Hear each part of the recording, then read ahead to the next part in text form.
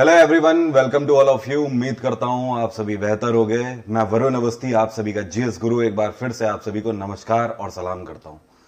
क्या हाल है आप सभी के? उम्मीद करता हूं बेहतर होंगे। स्टडी वगैरह सब बढ़िया चल रही होगी। दिन में आज किसी ने 4 क्लास ली होगी, किसी ने 5 क्लास ली होगी, किसी ने पहली क्लास लेने जा रहा होगा कोई, और किसी ने तो सुबह से चेयर भी नहीं छोड़ी होगी। खैर, आज का सेशन स्टार्ट करने से पहले कुछ बातें करना चाहता हूं मैं आज आप सभी से। आप लोगों को जानकर खुशी होगी। कुछ बातें हैं क्या कि हमारे बीच के कुछ स्टूडेंट हैं, उनकी बातें यहां पर आज मैं डाइवर्ज कर रहा हूं। यहां पर अंसारी साहब हैं हमारे। देखो अंसारी साहब क्या लिख रहे हैं। लिख रहे हैं क्लासरूम का नीला नीला समा और उस पे सुल्तान का साथ। आय हाय। और आगे क्या लिखा हुआ है, इससे ज्यादा बेहतर और क्या हो सकता है। It's like drinking mocktail along with the king. I love you sir ji, बहुत ज्यादा। अंसारी साहब, मेरी तरफ से आपको बहुत बहुत शुभकामनाएं और ढेर सारा प्यार। ईश्वर से कामना है कि इस बार आपका एग्जाम जरूर निकले, और आप सभी का भी। अभी क्या है कि यहां पे देखो, अभी आगे मजा आने वाला है। अभी रुकना। अभी यहां पे देखो, एक कमेंट मैं आपको दिखाता हूं। ये पता नहीं कौन भाई साहब है, आलम साहब हैं। ये क्या लिख रहे हैं? ये लिख रहे हैं कुछ समझ आया या नहीं आया ये पता नहीं कल की क्लास में, बट ये जरूर समझ आया कि आपको मुस्लिम से बहुत जलन होती है। ये किस लिए? क्योंकि कल मैंने पिशाचपुरी और चंडालपुरी बोल दिया ना, इसलिए भाई साहब को बुरी लग गई। भाई साहब लिख रहे हैं कि मुस्लिम से जलन खाते हैं। भाई तुम्हारे बराबर में एग्जाम्पल है। अब यार, अगर पिशाचपुरी की ही तरफ से ये आइडिया अगर आ रहा हो तो फिर मैं क्या कर सकता हूं। अब सही को सही नहीं कहूंगा तो क्या कहूंगा। सही को मैंने सही बोल दिया तो इसका मतलब क्या हो गया? जलन हो गया। हिंदुस्तान में जितने भी मुस्लिम स्टूडेंट है सबका प्यार मुझे मिलता है, ऐसा नहीं है। ठीक है, एग्जाम्पल आपके सामने है, तो ऐसा आप आगे से कतई मत सोचना, ठीक है, कि जलन वाली बात है या ऐसा कुछ भी है। यार पिशाचपुरी को पिशाचपुरी नहीं बोलूंगा तो क्या बोलूंगा। तो मैं तो यार फिर से कह रहा हूं यार। और यार जलन क्यों होने लगी यार? कौन सा यार मेरी गर्लफ्रेंड से यार शादी कर गया कोई कि मैं जलन उससे खाऊंगा यार? तो ऐसा मत सोचो बिल्कुल भी कि यार जलन हो रही है, कुछ हो रहा है। अभी देखो यार, यहां पर देखो, किसी ने यहां पर कमेंट किया है, गुज्जर साहब ने कमेंट किया हुआ है, सर पीडीएफ दे दो प्लीज। वो तो ठीक था, पीडीएफ दे दो प्लीज। हालांकि मैं पीडीएफ के लिए मना कर चुका हूं कि इस वाले कोर्स में मैं पीडीएफ नहीं देने वाला हूं। लेकिन आगे क्या लिख रहे हैं, सर अगर पीडीएफ नहीं होगी तो रिवीजन कैसे करेंगे? पीडीएफ तो मैं ऑलरेडी दे के देख चुका हूं, पीडीएफ का आलम क्या होता है। खैर आगे देखिए, फिर तो आप भी बाकी टीचर्स की तरह हैं, सिर्फ व्यूज के लिए ही आप पढ़ा रहे हैं। भाई साहब देखिए, लेवल देखिए, सिर्फ व्यूज के लिए ही पढ़ा रहे हैं। बेटा जब पढ़ाने आओगे ना यहाँ पे तो पता लग जाएगा कि अगर खुद का खर्चा भी निकाल लोगे ना तो समझ आ जाएगा। एक बार पढ़ा के तो देखो यहाँ पे यूट्यूब में, अगर खुद का भी खर्चा निकल जाए तो मुझे आके बता देना। ये गलतफहमी मत पालो। अब देखो यहाँ पर हमारे बीच में बहुत सारे स्टूडेंट ऐसे भी हैं। ये नेक्स्ट कैटेगरी अब आ रही है।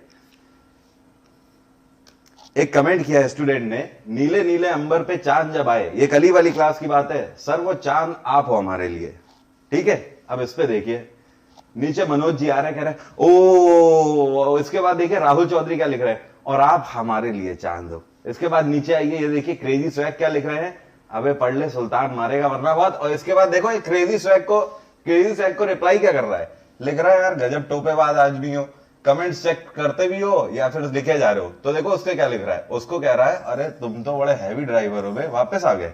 और उसके बाद देखिए, ये सारी चीजें छोड़ दीजिए, अब आगे आइए। अब ये वाली कनेक्टिविटी कहां हो रही है? यहां हो रही है। और ये क्या लिख रहे हैं, तुम उस चांद से भी खूबसूरत हो जो अंबर पे आता है। मतलब कब सुधरोगे यार तुम लोग, कब सुधरोगे? सुधरने का मन नहीं है? नहीं तो पिताजी से मेरी बात करा दो। तुम लोग अगर सुधर गए तो मेरे भी दिन बन जाएंगे। सुधर जाओ यार, अब तो सुधर जाओ। बिल्कुल ही यार हती मचा रखी है। खैर चलिए स्टार्ट करते हैं। आज की क्लास में क्या हम लोग करने वाले थे मैं आपको पहले ही बता चुका हूं। मैं आपका अर्लियर मेडबल बहुत तेजी के साथ रिवाइज कराऊंगा, और साथ में दिल्ली सल्तनत। जिन लोगों को थोड़ा भी डिटेल में पढ़ना है तो मैं पहले भी वीडियो बना चुका हूं, वहां पे भी आप जाके पढ़ सकते हो। एक और वीडियो आपको यूट्यूब में मिल जाएगा। लेकिन आज की क्लास में थोड़ा सा तेजी से मैं आपको कोशिश कराऊंगा रिवीजन कराने की। तो अल्टीमेटली कहने का मतलब यह है कि केवल पॉइंट कवर करेंगे। ओके, देखते हैं कितने पॉइंट कवर कर सकते हैं ज्यादा से ज्यादा। अगर कुछ पॉइंट छूट भी जाते हैं तो मैं फिर से कह रहा हूं, पुराना वीडियो देख लेना, वहां पे बाकी बचे हुए पॉइंट मिल जाएंगे। ओके, क्योंकि यार किताब लेके तो मैं पढ़ाता नहीं हूं, आप लोग जानते हो, तो जितना हो सकेगा दिमाग से निकालने की कोशिश करूंगा। अब साथ देना आपका काम है। चलिए स्टार्ट करते हैं। सबसे पहले यहां पर बात करते हैं, हमारा अर्लियर मेडवेल है, जो अर्लियर मेडवेल है हमारा, ये कब से कब तक चला है।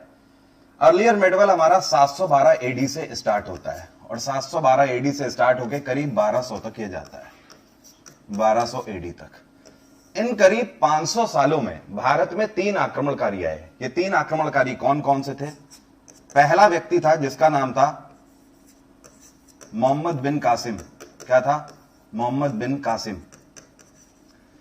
दूसरा व्यक्ति जो था इसका नाम था महमूद गजनबी। क्या था? महमूद गजनबी।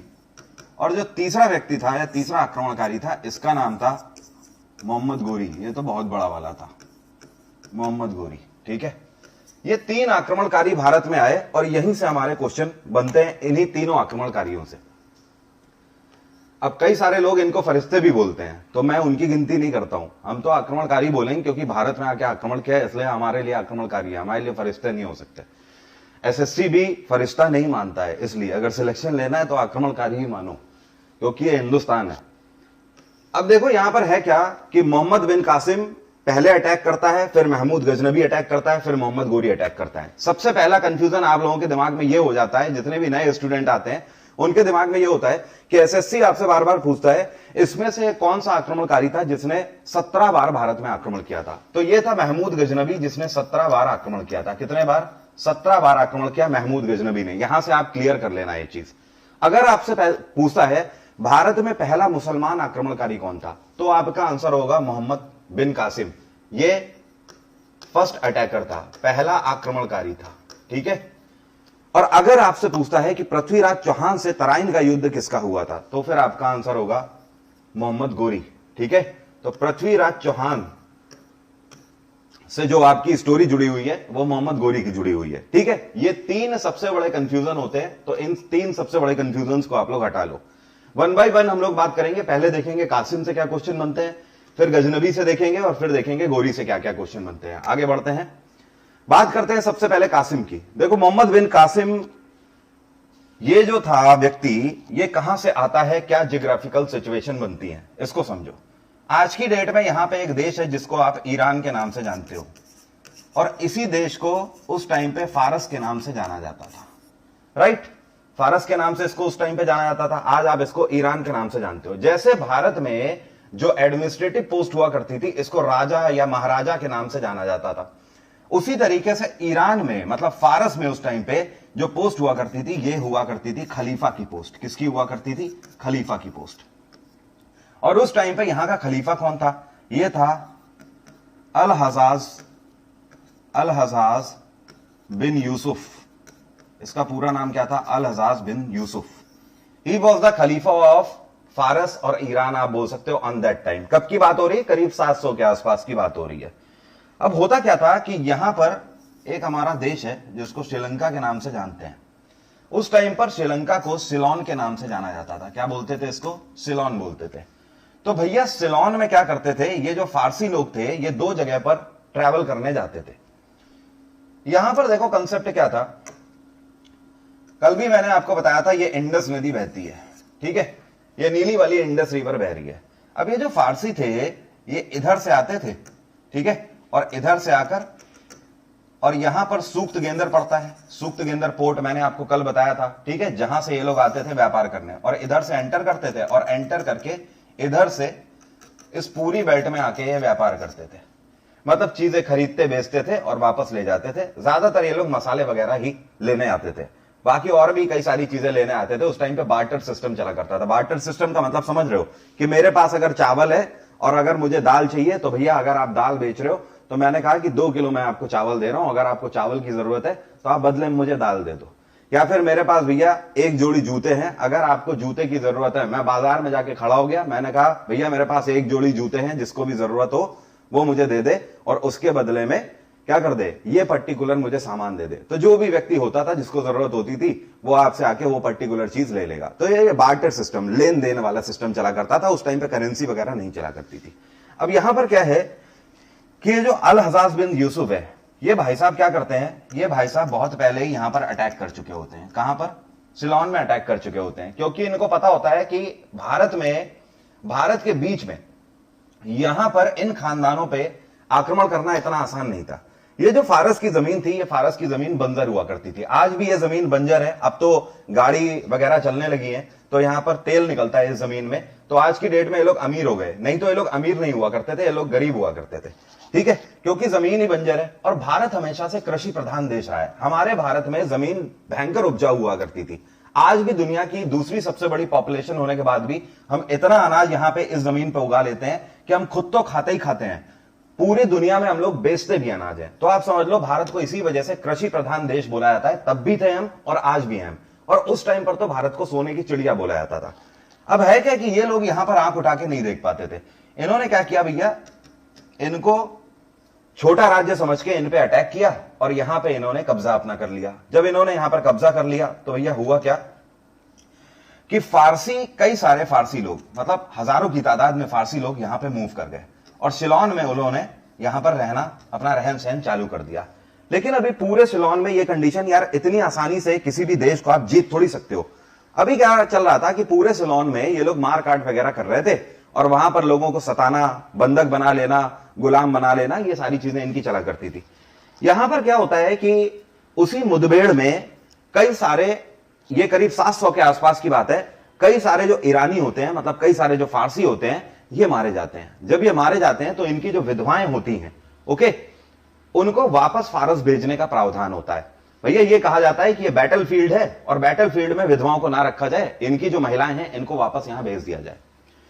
अब क्या होता है कि यहां से 3 जहाज भर के निकले होते हैं। अब ये जो 3 जहाज होते हैं ये फारस पहुंचने होते हैं। ये तीनों जहाज यहां से निकलते हैं। इन जहाजों में सोना चांदी हीरा जवाहरात, और वैसे भी श्रीलंका को मोतियों का देश तो वैसे ही भी बोला जाता है, तो मोती मोती खूब भरे होते हैं उस जहाज में। लूट का सामान पूरा भरा होता है जो कि श्रीलंका को लूटा गया होता है। और यहां से जो 3 जहाज जा रहे होते हैं फारस की तरफ, इसमें इनकी विधवा महिलाएं भी होती हैं। अब होता क्या है कि यहां पर आसपास में रहने वाली जो जनजातियां होती हैं, जो कि समुद्र के किनारे रहने वाली जनजातियां, जिनको आप लुटेरे भी बोल सकते हो, उस टाइम पे लुटेरे हुआ करते थे। जैसे कि एग्जांपल के तौर पर आज भी आप देखते हो कि सोमालियंस जो होते हैं, जो कोस्टल एरिया के किनारे रहते हैं, वो ज्यादातर लुटेरे हैं। ठीक है, वो हाईजैक कर लेते हैं किसी भी कंट्री का शिप, अगर आसपास से निकलता है तो उसे हाईजैक कर लेते हैं। उसी तरीके से ये पायरेट्स हुआ करते थे, लुटेरे हुआ करते थे। इन्होंने क्या किया भैया, इन्होंने इन जहाजों को लूट लिया। जब इन्होंने इन जहाजों को लूट लिया तो अल हजाज को पता लगा। जब अल हजाज गुस्से से पागल, उसने कहा यार ये क्या कर दिया यार, ये क्या हुआ। और साथ में ये जो पायरेट्स थे, इन्होंने इनकी जो विधवाएं थी उनको भी बंधक बना लिया। अब अल हजाज गुस्से से पागल, ये तो इज्जत वाली बात हो गई। अब यहां पर क्या होता है कि अल हजाज क्या बोलता है, ये वाला प्रांत जो है आज की डेट में, ये आगे ऐसे अगर बढ़ा दो तो ये पाकिस्तान है, और पाकिस्तान में ये आप देखोगे तो ये वाला हिस्सा क्या कहलाता है, ये वाला हिस्सा सिंध कहलाता है। क्या कहलाता है, सिंध कहलाता है। और सिंध का राजा उस टाइम पे हुआ करता था दाहिर, राजा दाहिर सेन इनका पूरा नाम था। ध्यान रखना, आपसे क्वेश्चन पूछता है कि सिंध की धरती पर आखिरी हिंदू शासक कौन था, तो आपका आंसर यही होगा, राजा दाहिर सेन आखिरी हिंदू शासक थे सिंध की धरती पर। अब भैया अल हजाज क्या करता है, अल हजाज देखता है सारी चीजें, और अल हजाज राजा दाहिर सेन, क्योंकि ये जो लुटेरे होते हैं ये इस पर्टिकुलर एरिया के होते हैं, यहां पे पास में आइलैंड्स के होते हैं, तो यहां पर राजा दाहिर जो है, राजा दाहिर के ऊपर इल्जाम लगा दिया जाता है अल हजाज के द्वारा कि भाई साहब ये आपकी ही जान पहचान में हुआ है और आपके ही संरक्षण में हुआ है, तो एक काम करो, इसका आपको हर्जाना हमें देना पड़ेगा, और साथ में जो भी लोगों को बंधक बना रखा है उनको आप हमें जल्द से जल्द वापस करो। दाहिर इस चीज से मना कर देता है, और राजा दाहिर क्या बोलता है, वो बोलता है कि ये लुटेरे हैं, ये समुद्री लुटेरे हैं, समुद्री लुटेरे से हमारा कोई वास्ता नहीं है और उनसे हम नेगोशिएट भी नहीं कर सकते हैं। अगर हम उनसे नेगोशिएट करने जाएंगे तो हमें खुद पे खतरा है, हमें भी तो यहां रहना है। वो हमें नुकसान नहीं पहुंचाते, उन्होंने तुम्हें नुकसान पहुंचाया है तो वो तुम्हारा मैटर है, तुम समझो। अब भैया क्या है कि अल हजाज गुस्से से पागल हो ही रहा होता है, वैसे भी उसको लग रहा होता है कि अपनी इज्जत की बात आ गई है। अब यार हिंदुस्तान की जो धरती है, हम जो हिंदुस्तान के राजे महाराजे हुआ करते थे, हमारे हिंदुस्तान में बड़े इज्जत से, बड़े जिसको बोलते हैं अदबो आदाब से पेश आया जाता है। आज भी आप देखो लखनऊ में बोलते हैं ना कि यार लखनऊ है, हंसते और मुस्कुराते रहो, तो भैया वही वाला कंसेप्ट होता है हमारा। आप इतिहास उठा के देख लो, हम लोग ऐसे सीधे नहीं लड़ते थे। हमारे यहां पर जो भी लड़ाई हुआ करती थी, राजाओं के बीच में पहले सारी बातचीत हो जाती थी, उसके बाद लड़ाई हुआ करती थी। मतलब एक राजा बोल रहा है कि मैं ये चाहता हूं, तो दूसरा राजा बोलेगा कि भाई साहब मैं ये नहीं चाहता हूं, तो दूसरा कहता था मैं तो यार यही चाहता हूं, तो दूसरा कहता था मैं तो ये करने नहीं दूंगा। तो फिर वो राजा बोलता था, बार बार चिट्ठी लिखते थे कि भाई अगर आप करने नहीं दोगे तो फिर एक काम करते हैं और फिर जो आजमाइश कर लेते हैं, दो दो हाथ कर लिए जाए। तो फला वाला राजा लिखता था, दूसरा वाला कि आ जाओ फिर फलाने वाले मैदान में आते हैं। तो वो फिर राजा फिर लिखता था इतने लड़के लेके आ रहा हूं फिर मैं। तो फिर वो राजा लिखता था ठीक है मैं भी वहीं पे इतने लड़के लेके आ रहा हूं, और फाइनली आके फिर युद्ध होता था, जिसको धर्म युद्ध के नाम से जाना जाता है। हिंदुस्तान की जमीन पर हमेशा धर्म युद्ध ही हुआ है। हिंदुस्तान की जमीन पर कभी भी गोरेला मार पद्धति से युद्ध नहीं हुआ है। गोरेला मार पद्धति का मतलब यह है कि पीठ पे छुरा भोंक देना, औरतों को, गरीबों को, बच्चों को मारना, यह सब हिंदुस्तान की धरती पर कभी नहीं हुआ। आप हिंदुस्तान का इतिहास उठा के देख लो, मैं सिर्फ तरफदारी कर नहीं रहा हूं ऐसा मत समझना, आप हिंदुस्तान का इतिहास उठा के देख लो, आप महाभारत भी उठा के देखोगे, आपको पता लग जाएगा कि महाभारत में भी शाम को जैसे ही सूर्यास्त होता था युद्ध बंद हो जाता था, और जो लोग दिन में आपस में लड़ते थे वो रात में एक दूसरे का हालचाल लेने जाते थे और अगले दिन वो फिर लड़ते थे। ठीक है, तो दैट इज कॉल्ड धर्म युद्ध। तो ये धर्म युद्ध की नगरी रही है हिंदुस्तान हमेशा। राजा दाहिर भी यही सोच रहे होते हैं कि भाई साहब अगर युद्ध होना होगा तो पहले से ही पता होगा, लेकिन अल अज़ाज़ ये जो जमीनें हैं ये गोरिल्ला मार पद्धति पर युद्ध करने वाली जमीनें हैं। और ये भाई साहब क्या करते हैं, अपने ही एक कमांडर को तैयार करते हैं, और इस कमांडर का नाम होता है मोहम्मद बिन कासिम, जिसकी स्टोरी मैं आपको बता रहा हूं। मोहम्मद बिन कासिम को तैयार करता है और मोहम्मद बिन कासिम को अटैक करने के लिए बोलता है सिंध के ऊपर, और ये टाइम होता है 712 एडी। 712 ईस्वी में रात के समय यह युद्ध किया जाता है और यह अटैक सीधा किया जाता है सिंध के ऊपर मोहम्मद बिन कासिम के द्वारा। सिंध को रातों रात लूट लिया जाता है, आग लगा दी जाती है, औरतों बच्चों को कत्ल किया जाता है, आदमियों को मारा जाता है, और राजा दाहिर को भी वहां पे मार दिया जाता है। राजा दाहिर का शव काट के अल अज़ाज़ को भी भेज दिया जाता है। राजा दाहिर के शव की बड़ी बुरी स्थिति करी गई थी, और उसके बाद पूरे सिंध में लगभग आग लगा दी जाती है। जब सिंध में आग लगा दी जाती है तो उसके बाद राजा दाहिर की दो बेटियां होती हैं, एक का नाम होता है सूर्यवती और एक का नाम होता है सोमवती, उनको भी गुलाम बना लिया जाता है। गाइस ये वो टाइम होता है कि आप इस जमीन का अगर आप ट्रेंड देखोगे तो आपको पता लग जाएगा कि इस जमीन में जो महिलाएं हैं उनकी रिस्पेक्ट नहीं होती है। अभी की बात अलग है, अभी तो ट्रेंड बहुत ज्यादा बदल चुका है, लेकिन तब भी ये जो गुलामी प्रथा आपको भारत में देखने को मिल रही है ये इसी जमीन से आई हुई है। भारत में उससे पहले गुलामी प्रथा नहीं चलती थी, लेकिन इस जमीन में औरतों को गुलाम बनाने की प्रथा चलती थी, लाइक अ एसेट यूज किया जाता था। अब यहां पर भी क्या होता है, ये जो कासिम होता है ये बर्बरता से लूटपाट करता है पूरे सिंध में, पूरे सिंध को ध्वस्त कर देता है, और यहां से 600 से ज्यादा महिलाओं को बंदी बना के ले जाता है और अल हजाज के सामने जाके प्रस्तुत कर देता है। अब अल हजाज के सामने जब यह प्रस्तुत किया जाता है, आप समझ लीजिए कि अपने आप में कितना बड़ा पाप था। और उसके बाद यहां पर स्टोरी लाइन अप ऐसा बोलती है कि सूर्यवती और सोमवती, क्योंकि अल हजाज की जो पुत्री होती है, अल हजाज की बेटी की शादी मोहम्मद बिन कासिम से हुई होती है, मतलब मोहम्मद बिन कासिम अल हजाज का दामाद भी होता है और कमांडर भी होता है। तो अल हजाज जब सूर्यवती और सोमवती को देखता है, राजा दाहिर की बेटी को, तो उसका दिल पिघल जाता है। उसके अंदर भी एक पिता वाली भावना होती है। वो क्या आदेश दे देता है कि सूर्यवती और सोमवती उसकी बेटी के ही राज दरबार में रहेंगे। और आगे चल के स्टोरी लाइन अप ऐसा बोलती है कि जो सूर्यवती होती है वो अल हजाज का ब्रेन वॉश करती है, और एक दिन आगे अल हजाज को यह लगता है कि वाकई में मोहम्मद बिन कासिम क्या है, कल्प्रिट है, क्योंकि अल हजाज दोनों बेटियों को अपना मानने लगता है, वो दोनों बेटी अपनी मानने लगता है वो। और वो एक दिन आदेश दे देता है आगे चल के कि मोहम्मद बिन कासिम को जिंदा गड़वा दिया जाए ऊंट की खाल में बंद करा के। ये जो स्टोरी लाइनअप है ये मोहम्मद बिन कासिम की है। इसका मतलब यह है कि मोहम्मद बिन कासिम ने सिर्फ एक ही बार भारत में आक्रमण किया हुआ है 712 एडी में। अब देखिए क्वेश्चन और क्या यहां से बनते हैं। पहला क्वेश्चन आपसे यह बनता है कि कब अटैक किया, 712 एडी में किया। दूसरा क्वेश्चन आपसे यह पूछता है कि मोहम्मद बिन कासिम ने कहां पर अटैक किया था, आंसर होगा सिंध। तीसरा क्वेश्चन, सिंध का राजा कौन था, राजा दाहिर। चौथा क्वेश्चन, फारस का उस टाइम पे खलीफा कौन था, अल हजाज बिन यूसुफ। पांचवा क्वेश्चन आपसे यह पूछता है कि ये जो सिंध का युद्ध है या फिर सिंध पे जो आक्रमण किया गया था, इस आक्रमण के बारे में हमें किस किताब से पता लगता है। तो आपका आंसर होगा, इस किताब का नाम है चचनामा। क्या नाम है, चचनामा इस किताब का नाम है। यह किताब किसके द्वारा लिखी गई है, तो यह किताब किसी अननोन राइटर के द्वारा लिखी गई है। यह किताब जिसने भी लिखी हुई है वो पगला अपना नाम ही लिखना भूल गया था किताब के अंदर, तो आज तक किसी को नहीं पता यह किताब किसके द्वारा लिखी गई है। हालांकि इस किताब को बाद में ट्रांसलेट किया गया है फारसी में, अरबी से फारसी में इसको ट्रांसलेट किया गया, और जब इसको फारसी में ट्रांसलेट किया गया तो इसका ट्रांसलेटर कौन है, बताइए मुझे कमेंट बॉक्स में लिखकर जल्दी से, इसका ट्रांसलेटर कौन था, जल्दी से बताइए।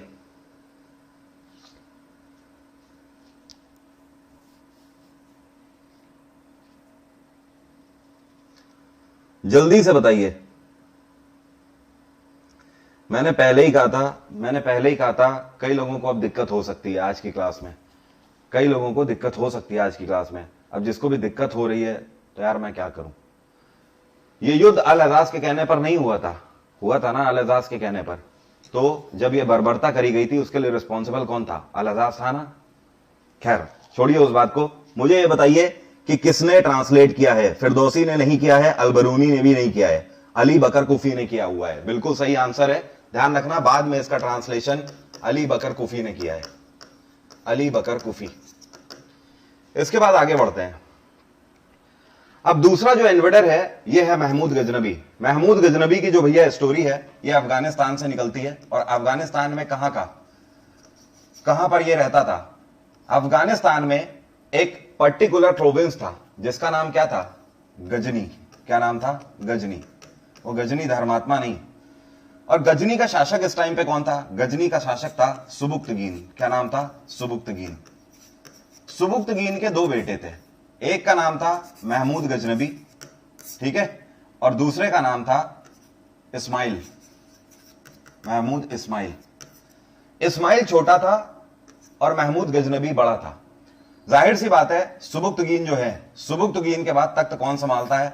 महमूद गजनबी संभालता है। जब महमूद गजनबी तख्त संभालता है तो इसको भी पता होता है, ये इंप्रेस्ड होता है किससे? ये फारस की शान शौकत से इंप्रेस्ड होता है। इसको भी पता होता है कि फारस में जो शान शौकत आई हुई है वो कहां की वजह से आई हुई है? सिंध पे आक्रमण करने की वजह से आई हुई है। तो जाहिर सी बात है ये, लेकिन ये जो महमूद गजनबी होता है ये टारगेट कर रहा होता है फारस को। लेकिन इसके जो नोबल्स होते हैं, मतलब जो मिनिस्टर होते हैं, वो इसको बताते हैं कि भाई साहब अगर करियर बनाना है तो कहां जाना होगा? हिंदुस्तान जाओ, यहां पर मत जाओ, क्योंकि फारस वाले लड़ाके हैं, आप फारस वालों से नहीं जीत पाओगे। अगर आपको हिंदुस्तान, अगर आप जाते हो तो हिंदुस्तान में अगर आप लूटपाट करोगे तो अगर थोड़ी सी भी अगर आपने लूटपाट कर ली तो आपका काम हो जाएगा। मतलब कहने का कि हिंदुस्तान को सोने की चिड़िया बोला जाता था। आसपास के जितने भी घराने हुआ करते थे वो आसपास के प्रोविंसेस में उल्टी नजर ही रखा करते थे। अब ये भी क्या करते हैं, ये भाई साहब यहां पे आते हैं और 17 बार आक्रमण करते हैं। कितने बार? 17 बार। यहां पर इससे पहले ये देख लो जो महमूद गजनबी है इसका टेन्योर क्या है? ये 998 एडी में गद्दी पर बैठा था गजनी की। जब ये 998 एडी पर गद्दी पर बैठा तो इसके बाद इसने पहली बार आक्रमण कब किया भारत में? इसने 1001 में आक्रमण किया भारत में। 1001 से लेकर 1027 के बीच में इसने 17 बार आक्रमण किया। कितने बार? 17 टाइम्स इसने आक्रमण किया है भारत में। इन 17 बार के आक्रमण में कुछ इसके आक्रमण बहुत ज्यादा फेमस है जो कि आपसे पूछता है, ठीक है। इसमें आपको जो मेन ध्यान रखना है वो आपको ध्यान रखना है 1018 में इसने मथुरा पर आक्रमण किया था और 1025 में इसने आक्रमण किया था सोमनाथ के मंदिर पर। ये दो अटैक इसके काफी फेमस है। बेसिकली अगर आप अभी 2019 वाला एसएससी सीजीएल पेपर उठा के देखोगे तो यह आपको क्वेश्चन के तौर पर मिलेगा। अब देखिए यहां पर क्वेश्चन कैसे बनते हैं। वैसे तो इसने आक्रमण किए थे 17, लेकिन ये जो 1025 वाला था सोमनाथ टेंपल का आक्रमण, ये इसका उनमें से 16वां आक्रमण था, 16th अटैक था। जो इसने आखिरी आक्रमण किया था वो 1027 में किया था और ये किसके खिलाफ किया था? जाट कम्युनिटी के खिलाफ किया था। ये जो जाट कम्युनिटी थी, जब ये यहां से पाटन से, गुजरात से सोमनाथ टेंपल को लूट कर सोना चांदी लेकर जब यहां से जा रहा था तो यहां पर जाट कम्युनिटी से इसकी भिड़ंत हुई थी, जिसकी वजह से ये बैटल हार गया था। जाट कम्युनिटी ने इसको अच्छे से तोड़ाई कर दी थी, जिसकी वजह से ये हर्ट हुआ था और फाइनली 2 साल के बाद इसने फिर से जाट कम्युनिटी के ऊपर यहां पर अटैक किया, जो कि इसका आखिरी बैटल हुआ साबित। जब ये भाई साहब फिर आते हैं तो फिर आने के बाद इनकी फिर से अच्छे से कुटाई हो जाती है और उसके बाद इन्हें फिर जाना पड़ता है। उसके बाद ये खटिया में लग जाते हैं और 1030 में इनकी मृत्यु हो जाती है। अब देखो यहां से क्वेश्चन कैसे बनते हैं, ध्यान रखिएगा। मैं पूरा कोर्स नहीं पढ़ा रहा हूं, पूरा चैप्टर नहीं पढ़ा रहा हूं, इसीलिए मैं सिर्फ पॉइंट आउट कर रहा हूं कहां से क्वेश्चन बनेंगे।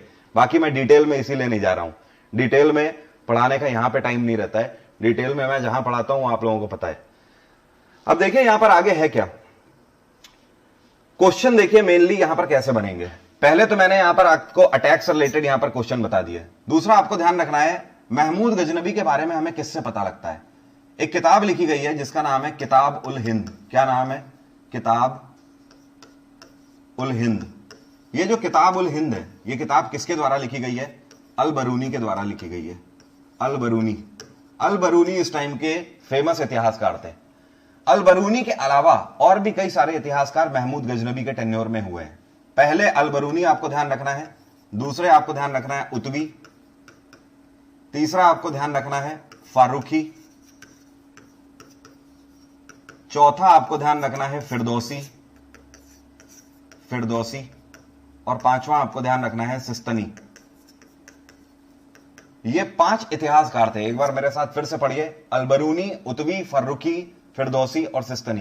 क्वेश्चन आपसे ऐसे बनाएगा, आपको ऑप्शन में 4 इतिहासकार देगा और इन पांचों में से कोई एक उठा देगा और आपको पूछेगा महमूद गजनबी के टाइम पीरियड पे इनमें से कौन सा इतिहासकार था। तो आपका आंसर क्या होगा? इन्हीं 5 में से ध्यान रखिएगा, कोई भी एक जो भी ऑप्शन में होगा वही आपका आंसर होगा। इसके बाद जो आपका तीसरा इन्वेडर आता है, तीसरा इन्वेडर है मोहम्मद गोरी। कौन है? मोहम्मद गोरी। देखो, मोहम्मद गोरी ने भारत में 5 बार आक्रमण किया। कब कब इसने आक्रमण किया? पहला आक्रमण इसने 1175 में किया था। जब इसने 75 में आक्रमण किया तो ये आक्रमण इसका कहां पे था? मुल्तान पे इसने आक्रमण किया। और उस टाइम पर मुल्तान के राजा कौन थे? मूलराज फर्स्ट। 1178 में इसने दूसरा आक्रमण किया। इसको बैटल ऑफ माउंट आबू के नाम से जाना जाता है। इसने राजस्थान के माउंट आबू पे आक्रमण किया था और यह बैटल इसका किससे हुआ था? यह हुआ था राजा भीमदेव सेकंड से। किससे? भीमदेव सेकंड से। इसके बाद इसने जो तीसरा आक्रमण किया है यह पूरे 13 साल बाद किया है, 1191 में। इसको बोलते हैं बैटल ऑफ तराइन। क्या बोलते हैं? Battle of Tarain first. यह किससे हुआ था? यह हुआ था पृथ्वीराज चौहान से। पृथ्वीराज चौहान। 1192 में अगले ही साल बैटल ऑफ तराइन सेकंड का बैटल होता है। यह भी पृथ्वीराज चौहान से ही होता है। और आखिरी बैटल इसका 1194 में होता है, जिसको बैटल ऑफ चंदावर के नाम से जानते हैं। क्या बोलते हैं? Battle of Chandawar. Battle of Chandawar जो है यह जयचंद से हुआ था, कन्नौज के राजा जयचंद से, जो कि पृथ्वीराज चौहान के ससुर थे। ठीक है, पृथ्वीराज चौहान जयचंद के दामाद थे। इन्हीं की बेटी से पृथ्वीराज चौहान की शादी हुई थी। अब देखो इसमें कौन कौन से बैटल ये जीता है और कौन कौन से बैटल हारा है। इधर देखिएगा, 1175 का जो बैटल है पहला मुल्तान का, वॉन, ये जीता। Battle of mount Abu lost, हारा है। Battle of Tarain first lost, हारा है। Battle of Tarain second Prithviraj Chauhan से ये जीत गया था, वन। ठीक है, और 1194 आखिरी वाला ये भी जीता है। तो टोटल 5 बैटल में मोहम्मद गोरी कितने बैटल जीता है?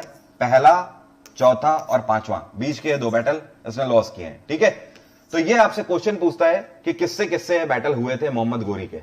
अब एक चीज और ध्यान रखना, मोहम्मद गोरी के साथ 2 लोग भारत आए थे। ये 2 लोग, ये 2 बाबा थे जो लोग भारत आए थे। एक थे कुतुबुद्दीन बख्तियार काकी। कौन थे? कुतुबुद्दीन बख्तियार काकी। और दूसरे थे शेख मोइनुद्दीन चिश्ती। क्या नाम था? शेख मोइनुद्दीन चिश्ती। ये जो काकी थे, कुतुबुद्दीन बख्तियार काकी, ये आकर दिल्ली रुके थे। कहां पर रुके थे? दिल्ली रुके थे। और जो शेख मोइनुद्दीन चिश्ती थे, इनको कहां रुकाया गया था? इनको रुकाया गया था राजस्थान में, अजमेर में। ठीक है, कुतुबुद्दीन बख्तियार काकी की ही याद में दिल्ली के अंदर कुतुब मीनार बनाई गई है। क्या बनाई गई है? कुतुब मीनार।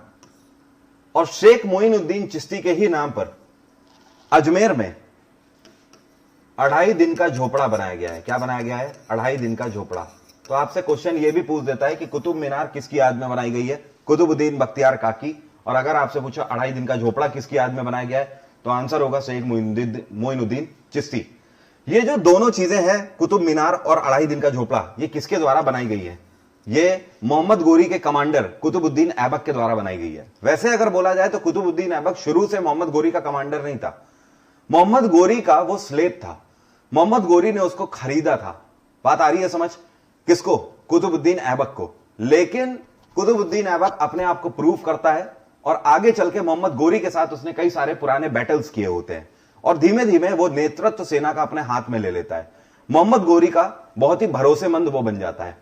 और फाइनली क्या होता है? मोहम्मद गोरी की जब 1200 के आसपास जब मृत्यु होती है, तो उसके बाद दिल्ली में मोहम्मद गोरी का सपना साकार करने कौन आता है? कुतुबुद्दीन ऐबक। क्योंकि मोहम्मद गोरी का सपना होता है और कुतुबुद्दीन बख्तियार काकी दोनों का सपना होता है कि दिल्ली पर राज करना है। तो अब मोहम्मद गोरी तो रहा नहीं होता है और फाइनली यहां पर आता कौन है? यहां पे कुतुबुद्दीन ऐबक आता है। कुतुबुद्दीन ऐबक जब दिल्ली में आता है तो दिल्ली में आकर ही ये दिल्ली सल्तनत की स्थापना करता है और अपनी डायनेस्टी की स्थापना वहां पर करता है, जिसको हम लोग स्लेव डायनेस्टी के नाम से जानते हैं। यहीं से आपकी दिल्ली सल्तनत शुरू होती है। ये जो दिल्ली सल्तनत है आपकी, अब देखिए यहां से आपके मेनली क्वेश्चन बनते हैं। दिल्ली सल्तनत में आपकी 5 डायनेस्टीज हैं। ये 5 डायनेस्टीज कौन कौन सी हैं? स्लेव डायनेस्टी, इसी को हम लोग गुलाम वंश के नाम से जानते हैं, इसी को हम लोग ममलुक डायनेस्टी के नाम से भी जानते हैं। दूसरी है खिलजी डायनेस्टी, तीसरी है तुगलक डायनेस्टी, चौथी है सैयद डायनेस्टी और 5वीं है लोधी डायनेस्टी। इन 5 डायनेस्टीज ने दिल्ली सल्तनत के अंदर शासन किया हुआ है। जो दिल्ली सल्तनत है इसका टोटल टेन्योर देख लो क्या है। 1206 से दिल्ली सल्तनत की स्थापना होती है और 1526 तक दिल्ली सल्तनत चलती है। मतलब कहने का कि 1206 से लेकर 1526 के बीच में इन 5 डायनेस्टीज ने शासन किया हुआ है। इसको याद करने की जो ट्रिक है वो भी मैंने आपको पहले बताई हुई है। जीजा का टकला साला या फिर और भी कई सारी ट्रिक है, वो उससे आप याद कर सकते हो। ठीक है, जी फॉर गुलाम वंश, जीजा का के फॉर खिलजी, टकला टी फॉर तुगलक, साला एस फॉर सैयद और एल फॉर लोधी। आप इसी तरीके से बहुत सारी ट्रिक्स यूट्यूब पर मौजूद हैं, आप ध्यान रख सकते हो। मुझे नहीं लगता कि इसके लिए भी ट्रिक की जरूरत है, 5 ही तो केवल डायनेस्टीज हैं। अब देखिए क्वेश्चन आपके कहां से बनते हैं। बहुत ज्यादा अगर आपसे टाइम पीरियड पूछेगा तो वो डायनेस्टीज के पूछेगा। डायनेस्टीज के अंदर शासकों के टाइम पीरियड आपसे एसएससी में नहीं पूछता है। तो चलिए देख लेते हैं स्लेव डायनेस्टी का टाइम पीरियड कब से कब तक था। 1206 से लेकर 1290 तक स्लेव डायनेस्टी का टाइम पीरियड रहा है। इसके बाद खिलजीज आ जाते हैं। खिलजी शासन करते हैं 1290 से लेकर 1320 तक। उसके बाद तुगलक आते हैं और तुगलक शासन शुरू करते हैं 1320 से लेकर 1414 तक। सैयद उसके बाद आते हैं, ये 1414 से लेकर शासन शुरू करते हैं और 1450 तक शासन करते हैं। और आखिर में लोधी डायनेस्टी आती है, ये 1451 से शासन शुरू करके 1526 तक शासन करती है और यहीं पे आपकी दिल्ली सल्तनत खत्म होगी जाके। ठीक है, तो इस तरीके से टाइम पीरियड मैक्सिमम अगर एसएससी आपसे पूछेगा तो यहां तक ही पूछेगा। यहां तक किसी कोई कंफ्यूजन तो नहीं है? तो मैं आगे बढ़ूं। यहां तक किसी को कोई कंफ्यूजन तो नहीं है? जल्दी बोलिए, बोलो भाई।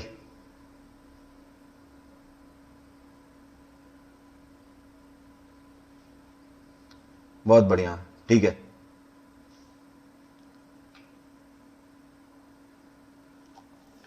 आगे बढ़ते हैं। अब देखो एक एक करके अब यहां पर डायनेस्टीज हम लोग कवर करेंगे। सबसे पहले स्लेव डायनेस्टी, गुलाम वंश। स्लेव डायनेस्टी की जो हिरार्की है इसको समझो। सबसे पहले कुतुबुद्दीन ऐबक। कुतुबुद्दीन ऐबक के बाद यहां पर कुछ महीनों के लिए सिर्फ कौन आएगा? आराम शाह आएगा। कौन? आराम शाह। आराम शाह के बाद इल्तुतमिश। इल्तुतमिश के बाद रुकनुद्दीन फिरोज, ये भी केवल कुछ महीनों के लिए आएगा। उसके बाद रजिया सुल्तान, उसके बाद मोइजुद्दीन बहराम, देन अलाउद्दीन मसूद, उसके बाद नासिरुद्दीन महमूद, इसके बाद गयासुद्दीन बलबन, इसके बाद कैकूबाद और इसके बाद कैमुर्स। अब समझो है क्या, क्वेश्चन कैसे कैसे बनेंगे। कुतुबुद्दीन ऐबक से जो आपके क्वेश्चन बनते हैं, सबसे पहली चीज, इसने कौन सा टाइटल एक्सेप्ट किया था? इसने, आपको ध्यान रखना है, इसने मलिक का टाइटल एक्सेप्ट किया था और दूसरा इसने सिपह सलार का टाइटल एक्सेप्ट किया था। किसका? सिपह सलार। ठीक है। दूसरी चीज आपको ध्यान रखना है, लोगों ने भी इसको एक टाइटल दिया था। लोगों ने इसको कौन सा टाइटल दिया था? लाख बख्श का टाइटल दिया था। लाख बख्श, क्योंकि इसकी फितरत थी कि अगर किसी के ऊपर ये इसका दिल पसीज जाता था तो हजारों अशरफियां ऐसे ही दान में दे देता था। इस वजह से लोगों ने इसको लाख बख्श बोला था। कुतुबुद्दीन ऐबक की जो बिल्डिंग है वो अभी मैंने आपको बता दी है। इसकी 2 बिल्डिंग है। कुतुब मीनार इसने बनाई हुई है और साथ में 2.5 दिन का झोपड़ा इसने बनाया हुआ। 2.5 दिन का झोपड़ा अजमेर में, कुतुब मीनार दिल्ली में है। कुतुबुद्दीन ऐबक से बनने वाले और क्वेश्चन क्या हो सकते हैं? ध्यान रखिएगा, अगर आपसे क्वेश्चन पूछता है दिल्ली सल्तनत का पहला सुल्तान कौन था, तो आपका आंसर कुतुबुद्दीन ऐबक नहीं होगा। ध्यान रखिएगा, गूगल में लिखा हुआ है, मैं फिर कह रहा हूं, आप लोग बाद में कमेंट करते हो, गूगल में लिखा हुआ है। जब आप गूगल में लिखोगे कि who is the first sultan of Delhi Sultanate, तो आपका आंसर लिख कर आएगा उसमें कुतुबुद्दीन ऐबक। लेकिन भाई ध्यान रखो, विकिपीडिया में अगर तुम्हारा भी अकाउंट होगा ना, तो वहां पे जाके आप भी एडिट करके जो चाहो लिख सकते हो। ठीक है, वही अगले लोगों को फिर दिखने लगेगा। तो कुतुबुद्दीन ऐबक ने जब सुल्तान का टाइटल ही नहीं एक्सेप्ट किया तो वो सुल्तान कैसे हो गया? सुल्तान का टाइटल सबसे पहले यहां पर एक्सेप्ट किया था इल्तुतमिश ने। अगर आपसे क्वेश्चन पूछेगा who is the first sultan of Delhi Sultanate, तो आंसर होगा इल्तुतमिश, ना कि कुतुबुद्दीन ऐबक। ध्यान रखना, अगर एसएससी में पूछेगा और अगर आपने जाके गूगल वाला आंसर लगाया तो वहां पे आपका काम हो जाएगा, फिर मुझे मत बोलना आके। इसके बाद क्या है, इल्तुतमिश जब गद्दी पर बैठता है, इल्तुतमिश कौन होता है? इल्तुतमिश कुतुबुद्दीन ऐबक का गुलाम तो होता ही होता है, साथ में उसका दामाद भी होता है। आगे चल के कुतुबुद्दीन ऐबक की बेटी से शादी करता है। एक क्वेश्चन इस बार एसएससी सीजीएल 2019 में पूछा गया था कि दिल्ली सल्तनत में वो कौन सा शासक था जिसकी घोड़े से गिरकर मौत हुई थी? तो ये भी कुतुबुद्दीन ऐबक ही है। कुतुबुद्दीन ऐबक की घोड़े से गिरकर मौत हुई थी चौगान खेलते हुए। चौगान का मतलब समझते हो? पोलो। घोड़े में बैठ के स्टिक से बॉल मारते हैं ना, तो वही वो खेल रहा था जिससे घोड़े से गिरकर उसकी मौत हो गई थी। रिब्स टूट गई थी और उसके बाद काफी दिन के बाद, बीमार रहने के बाद उसकी मौत हो गई थी। अब देखो इल्तुतमिश से क्या क्वेश्चन बनते हैं। इल्तुतमिश ने 2 तरीके की करेंसी लॉन्च करी थी, मतलब 2 सिक्के लॉन्च किए थे। एक इसने सिल्वर कॉइन मतलब चांदी का सिक्का लॉन्च किया था और दूसरा इसने कूपर कॉइन मतलब तांबे का सिक्का लॉन्च किया था। जो सिल्वर कॉइन लॉन्च किया था इसको हम लोग टंका के नाम से जानते हैं। क्या बोलते हैं? टंका। और जो कूपर कॉइन लॉन्च किया था इसको हम लोग जीतल के नाम से जानते हैं। क्या बोलते हैं? जीतल। इल्तुतमिश ने अपने बेटे की याद में सुल्तानगढ़ी की भी स्थापना करी हुई है। ठीक है, किसकी? सुल्तानगढ़ी की स्थापना। ये सुल्तानगढ़ी कहां पर है? दिल्ली में ही है, कुतुब कॉम्प्लेक्स के अंदर है, मेहरौली में। इसके बाद ये जो इल्तुतमिश है, इल्तुतमिश से एक और क्वेश्चन बनता है। इसने चहलगानी स्टैब्लिश करी थी। क्या स्टैब्लिश करी थी? चहलगानी। चहलगानी का मतलब समझ रहे हो? 40 लोगों का ग्रुप हुआ करता था। ये 40 लोगों का जो ग्रुप हुआ करता था, इसका मेन मकसद होता था कि इल्तुतमिश की हिफाजत करना, मतलब सुल्तान की हिफाजत करना मेन मकसद हुआ करता था। चहलगानी, इन्हीं को चालीसा के नाम से भी जाना जाता था। क्लियर? तो ये सारे क्वेश्चन जो है ये आपके इल्तुतमिश से बनते हैं। इतने क्वेश्चन आप कम से कम ध्यान रखोगे। इसके बाद क्या होता है, इल्तुतमिश की 1235 में मृत्यु हो जाती है और देन इल्तुतमिश का बेटा होता है रुकनुद्दीन फिरोज। देखो, इल्तुतमिश का एक बेटा होता है रुकनुद्दीन फिरोज और इल्तुतमिश की एक बेटी होती है रजिया सुल्तान। रुकनुद्दीन फिरोज जो होता है इसके अंदर शासक के लक्षण नहीं होते हैं, मतलब यह शासन काल को लेकर सीरियस नहीं होता है। ये तख्त पर तो बैठ जाता है दिल्ली सल्तनत के, लेकिन लोग इसके डिसीजन से प्रभावित नहीं होते हैं। ठीक है, और कोई भी अगर फैसला लेने की बात आती तो यह फैसला ही नहीं कर पाता। उस केस में क्या है कि जो रजिया सुल्तान होती है ये अपने भाई को बोलती है कि तुम पिता की जो इज्जत है वो मिट्टी में मिला रहे हो, तुम्हें शासन करना नहीं आता, इससे अच्छा तो मैं शासन कर लेती हूं। और रजिया सुल्तान एक दिन अपने भाई को पछाड़ के गद्दी पर जाके बैठ जाती है। मतलब सीधा सा कहने का मतलब कि रुकनुद्दीन फिरोज को बोलती है कि तुमसे शासन नहीं हो पाएगा, तुम सिर्फ और सिर्फ जो हमारे सुल्तान थे इल्तुतमिश, हमारे जो पिता थे, उनकी इज्जत केवल खराब कर रहे हो और ये मैं तुम्हें करने नहीं दूंगी, मैं शासन करूंगी। रजिया सुल्तान जब तख्त पर बैठती है तो ये किसी को गवारा नहीं होता है, क्योंकि दिल्ली सल्तनत चल रही होती है और जाहिर सी बात है महिलाओं को शासन करना किसी को गवार नहीं होता है। अभी कोई भाई साहब मुझसे कह रहे थे कि गर्ल्स की रिस्पेक्ट करते थे। अगर गर्ल्स की रिस्पेक्ट कर रहे होते तो रजिया सुल्ताना का टाइम पीरियड इतनी जल्दी क्यों चला गया था? मैं सवाल पूछना चाहता हूं, अगर गर्ल्स की रिस्पेक्ट होती थी, फीमेल्स की रिस्पेक्ट होती थी, तो रजिया सुल्ताना ने केवल 4 साल शासन क्यों किया? और रजिया सुल्ताना की मौत के पीछे उनके भाई और हस्बैंड अल्तुनिया का हाथ क्यों था? जरा इतिहास को पढ़ो, समझो, दिमाग से सोचो, समझ आ जाएगा।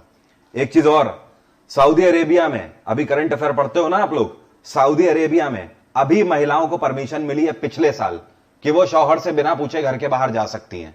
अभी हाल ही में अब जाके हुआ है कि सऊदी अरेबिया में महिलाओं को फोर्स ज्वाइन करने का अधिकार मिला है। और अभी 2015 में, 4 साल पहले आज से हम लोग चांद पे पहुंच चुके हैं। अभी तो हम लोग आगे जा रहे हैं चांद पे, अब तो हम लोग अपने रोवर्स पहुंचा रहे हैं। अल्टीमेटली कहने का मतलब यह है कि इस दौर में भी 2015 में सऊदी अरेबिया एक ऐसा देश है जिसने महिलाओं को ड्राइविंग लाइसेंस लेने की इजाजत दी है। और आप मुझसे ऐसी बातें कर रहे हो, आप कह रहे हो कि बड़ी रिस्पेक्ट होती थी। भाई साहब, अगर रिस्पेक्ट होती थी तो गुलाम मंच नाम ही क्यों है? जवाब दे सकते हो, गुलाम मंच नाम ही क्यों है? क्योंकि गुलामी ही यहां पर होती थी।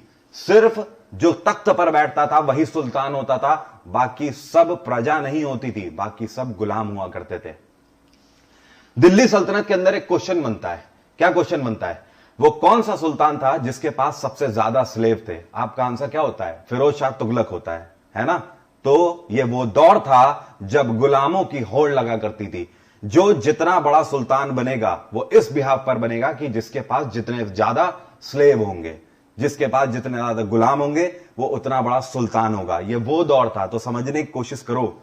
अब देखो होता क्या है कि रजिया सुल्तान जब तख्त पर बैठती है तो भाई साहब किसी को नागवार होता है, हर किसी को तो गवारा ये चीज होती नहीं है कि एक औरत तख्त पर बैठ चुकी है, और फाइनली इनके खिलाफ यहां पर विद्रोह होने लगता है।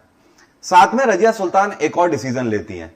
आपको पता ही है पर्दा सिस्टम को ऑप्ट करना होता है। यह फैसला लेती हैं कि पर्दा सिस्टम को ऑप्ट नहीं करेंगी, ये ऑप्ट करेंगी दो चीजों को, एक तो कुबा को ऑप्ट करेंगी और दूसरा कुल्हा को ऑप्ट करेंगी।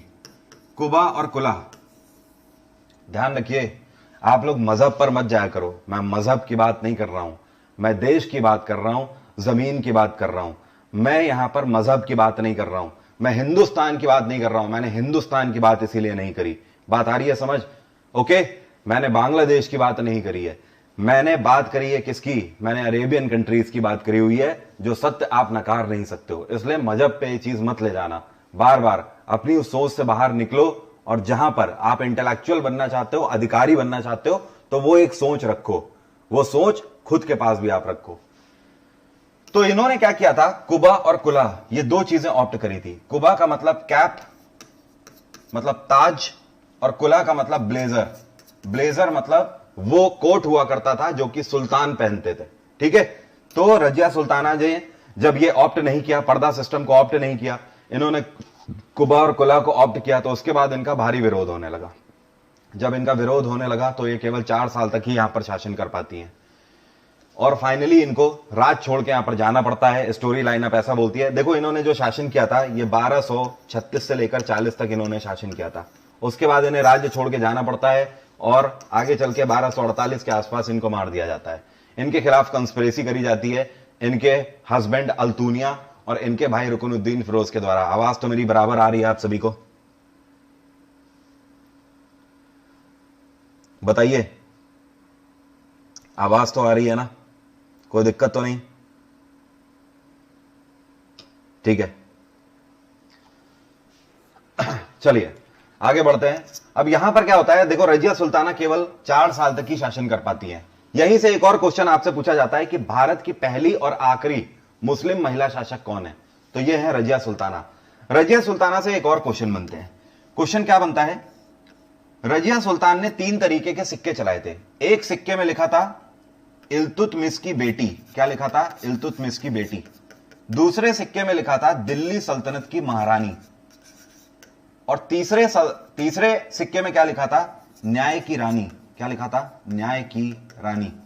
तो ये 3 सिक्के रजिया सुल्तान ने चलाए थे। एक बार फिर से मैं बता देता हूं, पहले सिक्के में लिखा था इल्तुतमिश की बेटी, दूसरे में लिखा था दिल्ली सल्तनत की महारानी, और तीसरे में लिखा था न्याय की रानी। ठीक है, ये 3 सिक्के रजिया सुल्ताना के द्वारा चलाए गए थे।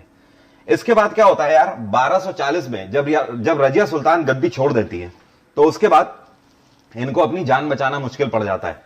उसके बाद क्या होता है यहां पर कि ये जो 3 लोग हैं, ये तीनों स्लेव होते हैं, और ये 3 स्लेव कहां के होते हैं? ये तीनों स्लेव होते हैं चहलगानी के, जो कि इल्तुतमिश ने एस्टैब्लिश करी होती है। मैंने अभी आपको बताया था कि इल्तुतमिश ने 40 लोगों का एक ग्रुप बनाया था, जिसकी जिम्मेदारी होती थी कि वो सुल्तान की हिफाजत करेगा। लेकिन इन्हीं 40 लोगों में से अब इल्तुतमिश तो रहे नहीं होते हैं, और इल्तुतमिश की बेटी रजिया सुल्तान अपनी जान बचा के यहां से निकल चुकी होती है डायनेस्टी के बाहर। अब क्या है कि भैया यही चहलगानी यहां पर शासन करती है, क्योंकि भैया जिसके हाथ में पावर है वही तख्त पे शासन करेगा। तो सबसे पहले गद्दी पर इन्हीं 40 में से एक व्यक्ति बैठता है, जिसका नाम है मुइजुद्दीन बहराम। उसके बाद मुइजुद्दीन बहराम को अलाउद्दीन मसूद मार के तख्त पर बैठता है, और अलाउद्दीन मसूद को मार के नासिरुद्दीन महमूद तख्त पर बैठता है। और ये तीनों कौन होते हैं? ये तीनों इन 40 में से ही सरदार होते हैं, ये तीनों चहलगानी के ही मेंबर होते हैं। सवाल यह है कि 1240 से लेकर 1265 तक ये 3 लोग शासन करते हैं 25 साल, और इन 25 सालों में दिल्ली सल्तनत से कोई क्वेश्चन नहीं बनता है। क्यों नहीं बनता है? क्योंकि इन 25 सालों में कोई भी अटैक नहीं हुआ है, कोई भी बिल्डिंग नहीं बनी है दिल्ली सल्तनत के अंदर। अब जाहिर सी बात है, अगर युद्ध नहीं हुआ है और बिल्डिंग नहीं बनी है तो एसएससी क्वेश्चन कहां से बनाएगा? ठीक है, ये तीनों जो शासन कर रहे थे, ये सिर्फ भोग विलास में लिप्त रहे। इन्होंने जनता के बारे में कुछ भी नहीं सोचा। ये सिर्फ जितने स्लेव डायनेस्टी का भरा हुआ खजाना था उसको खाली करते रहे। लेकिन फाइनली दिल्ली सल्तनत को संभालने वाला, तख्त को संभालने वाला एक सुल्तान मिलता है दिल्ली सल्तनत को, जिसका नाम है गयासुद्दीन बलबन। जो बलबन होता है ये इसी चहलगानी का हिस्सा ये भी होता है, लेकिन बलबन जो होता है ये डिजर्विंग कैंडिडेट होता है सुल्तान बनने के लिए। फाइनली बलबन क्या करता है, तख्ता पलट कर देता है नासिरुद्दीन महमूद को मार के 1265 में। लेकिन बलबन की जो सोच होती है वो सिर्फ खा पी के बराबर करने वाली सोच नहीं होती है। बलबन की सोच ये होती है कि किस तरीके से जनता का ख्याल रखा जाए, जनता के लिए रिफॉर्म की बात करी जाए और किस तरीके से एक सुल्तान बन के उभरा जाए। बात आ रही है समझ, जिसका चारों तरफ दबदबा हो। अब बलबन बैठता है गद्दी पर। जैसे ही बलबन गद्दी पर बैठता है भैया, बलबन के सामने दो दिक्कतें आ जाती हैं। सबसे पहली दिक्कत तो यह है कि भाई साहब वही वाली हालत, आपके दोस्तों के बीच में कल को आपका यूपीएससी निकल जाता है या एसएससी निकल जाता है, तो बाकी जितने दोस्त जो साथ में घूम रहे होते थे सुबह शाम तक आपके साथ, एक आध ही आपके साथ खुश होगा आपकी सफलता से, बाकी सबके मुंह बन जाएंगे। वो सब ये सोचेंगे अंदर ही अंदर, अरे यार घूमता तो हमारे साथ रहता था, अभी एसएससी में इंस्पेक्टर बन गया यार, इनकम टैक्स इंस्पेक्टर बन गया या फिर आईएएस बन गया यार, ये कैसे हो गया यार। उसके बाद से उनकी आपसे पटरी नहीं खाएगी, अंदर ही अंदर चालू हो जाएगी कोई दूसरी स्टोरी। सिंपली यहां पर भी होता है, इन सभी को पता होता है कि बलबन इनमें से डिजर्विंग कैंडिडेट है। जब बलबन तख्त पे बैठता है तो बाकी के जो चहलगानी सदस्य होते हैं ये इसको मारने के लिए स्ट्रैटेजी बनाने लगते हैं। और देखो बलबन भी वहीं से उठा होता है। बलबन को पता होता है ये दौर वो चल रहा होता है कि तख्त पर वही बैठेगा जो तख्त को खाली कर देगा। मतलब वही आप देख रहे हो दौर क्या चला आ रहा है, जो तख्त पर बैठना चाहता है वो सुल्तान को मारेगा और तख्त पर खुद सुल्तान बन के बैठ जाएगा। तो बलबन को पता होता है सबसे बड़ा चैलेंज है उसके सामने चहलगानी। चहलगानी को अगर खत्म नहीं किया तो कल को उसका भी नंबर आ सकता है। बलबन क्या करता है, गद्दी पर बैठते ही सबसे पहले आदेश देता है और हफ्ते भर के अंदर चहलगानी के जितने भी लोग बचे होते हैं, इन 40 में से जितने भी 30 के आसपास लोग बचे होते हैं, उन सबको कत्ल करवा देता है। मतलब सबसे पहले तो अपने ऊपर से एक खतरा हटाता है। अब दूसरी दिक्कत बलबन के सामने एक और होती है। बलबन भाई साहब जब जाते हैं बाहर चौक में निकलते हैं तो पहले सुल्तानों का दबदबा कुछ और हुआ करता था, इल्तुतमिश के टाइम पीरियड पे, रजिया सुल्ताना के टाइम पीरियड पे। लेकिन अब बलबन जब बाहर निकलते हैं तो भैया प्रजा को कोई होश ही नहीं होता है, प्रजा के अंदर कोई डर ही नहीं होता है। अचानक से बिगुल बजा दिया जाता है कि सुल्तान आ रहा है। प्रजा कहती है आ रहा होगा सुल्तान, हमें क्या करना है, हमें क्या करना है, आ रहा होगा सुल्तान। हम नहीं जानते किसी सुल्तान उल्तान को, क्योंकि भैया पिछले 25 साल के टाइम पीरियड पे बहराम, मसूद और महमूद, इन तीनों ने तो कुछ किया नहीं होता है। ये कभी जनता से तो रूबरू हुए नहीं होते हैं, ये सिर्फ भोग विलास में लिप्त थे और खजाने खाली कर रहे थे। अब बलबन जब जाता है ये सब देखता है तो गुस्से से आग बबूला हो जाता है, कहता है यार सुल्तान को कोई नहीं पहचान रहा है यार, ये यार क्या है, गजब बेइज्जती है यार। फाइनली ही हैड डिसाइडेड, वो इतिहास उठा के देखता है कि यहां पर लोग किससे डरते हैं। उसे पता होता है कि यहां पर लोग फारसी लोगों से डरते हैं। फारसियों ने पुराने टाइम पे जिस तरीके से बर्बरता से आक्रमण किए थे, लोगों में अगर डर कायम करना है तो फारसी सभ्यता को यहां अप्लाई करना होगा। और इसी के तहत बलबन क्या करता है, अपने कोर्ट में पर्सियन कल्चर को अप्लाई कर देता है। किसको? पर्सियन कल्चर को, फारसी सभ्यता को अप्लाई कर देता है। और अपने कोर्ट में 2 प्रथाएं भी लॉन्च करता है। एक प्रथा का मतलब होता है सजदा और दूसरे का मतलब होता है पैबोस। सजदा और पैबोस, ये 2 प्रथा लॉन्च करता है। सजदा का मतलब यह होता है कि कोई भी बलबन से मिलने आएगा तो पहले उसको लेट कर दंडवत प्रणाम करेगा। और पैबोस का मतलब यह है कि अगर सुल्तान से तुम्हें कुछ कहना है तो कहने से पहले उसके पैरों को चूमना पड़ेगा। दिस इज कॉल्ड पैबोस। तो ये 2 सिस्टम इसने पर्सियन कोर्ट में लॉन्च किए थे बलबन ने। दूसरी चीज आपको ध्यान रखना है, बलबन से एक और क्वेश्चन पूछता है। इसने एक सिक्का भी जारी किया था। इस सिक्के का नाम क्या था? इस सिक्के का नाम था बलबनी कॉइन। क्या था? बलबनी सिक्के के नाम से इसको जाना जाता था। क्लियर?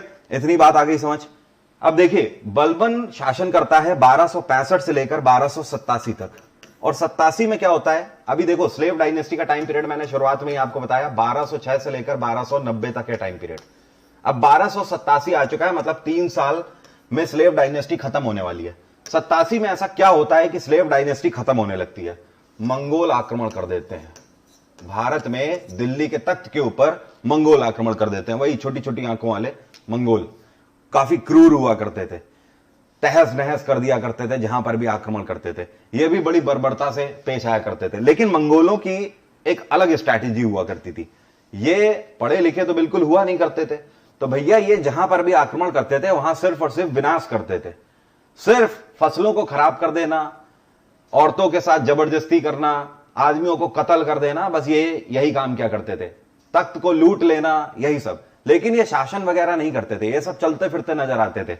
कभी 30 दिन यहां रह लिए डेरा डाल के, तो अगले 30 किलोमीटर के बाद अगले 20 दिन रह लिए, फिर अगले 50 किलोमीटर के बाद 10 दिन वहां डेरा डाल लिया, ऐसे काम करते थे। ठीक है, तो यहां पर ये क्या करते हैं, 1287 में आक्रमण कर देते हैं। बलबन का बड़ा बेटा मंगोलों से लड़ते हुए मारा जाता है, उसके बाद बलबन भी मारा जाता है मंगोलों से लड़ते हुए। उसके बाद दिल्ली सल्तनत में स्लेव डायनेस्टी को 1287 से 90 के बीच में इन 3 सालों में 2 सुल्तान मिलते हैं, एक का नाम है कैकुबाद और दूसरे का नाम है कैमुर्स। कैमुर्स आखिरी शासक था, इसके बाद स्लेव डायनेस्टी खत्म हो जाती है। इन दोनों के शासनकाल में हालांकि कुछ भी नहीं होता है, क्योंकि ये लोग अपनी जान ही बचाते रहते हैं, कभी तख्त पर आते हैं, कभी इन्हें फिर भागना पड़ता है, क्योंकि मंगोल कभी भी आक्रमण कर दिया करते थे। मंगोल आसपास के पूरे प्रोविंस में फैल चुके थे, तो ये अपना शासन वैसे भी नहीं कर पाते हैं। इस तरीके से स्लेव डायनेस्टी खत्म हो जाती है। 1290 में पूर्णतः स्लेव डायनेस्टी खत्म हो जाती है। जितने क्वेश्चन आपके बन सकते हैं वो सारे क्वेश्चन मैंने यहां पर डिस्कस किए हुए हैं। यहां तक किसी कोई कंफ्यूजन है तो बताओ, फिर आगे बढ़ता हूं। बताइए, यहां तक किसी को कोई कंफ्यूजन है तो बताओ, कोई दिक्कत तो नहीं?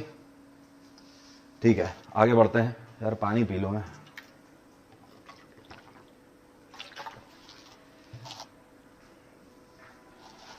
अगली जो हमारी डायनेस्टी आती है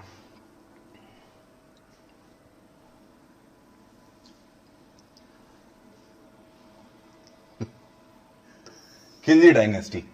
अब देखो, खिलजी डायनेस्टी जो है ये आपकी 1290 से स्टार्ट होती है और 1320 तक शासन करती है। ठीक है, 30 साल तक।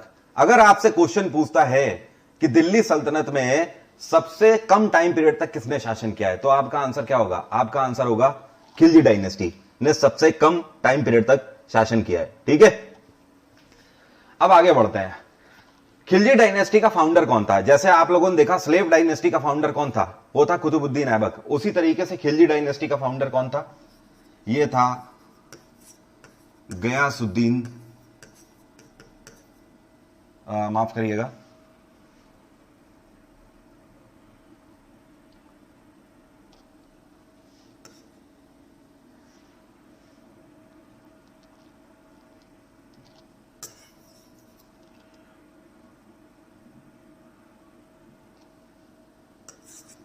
जो फाउंडर था ये कौन था?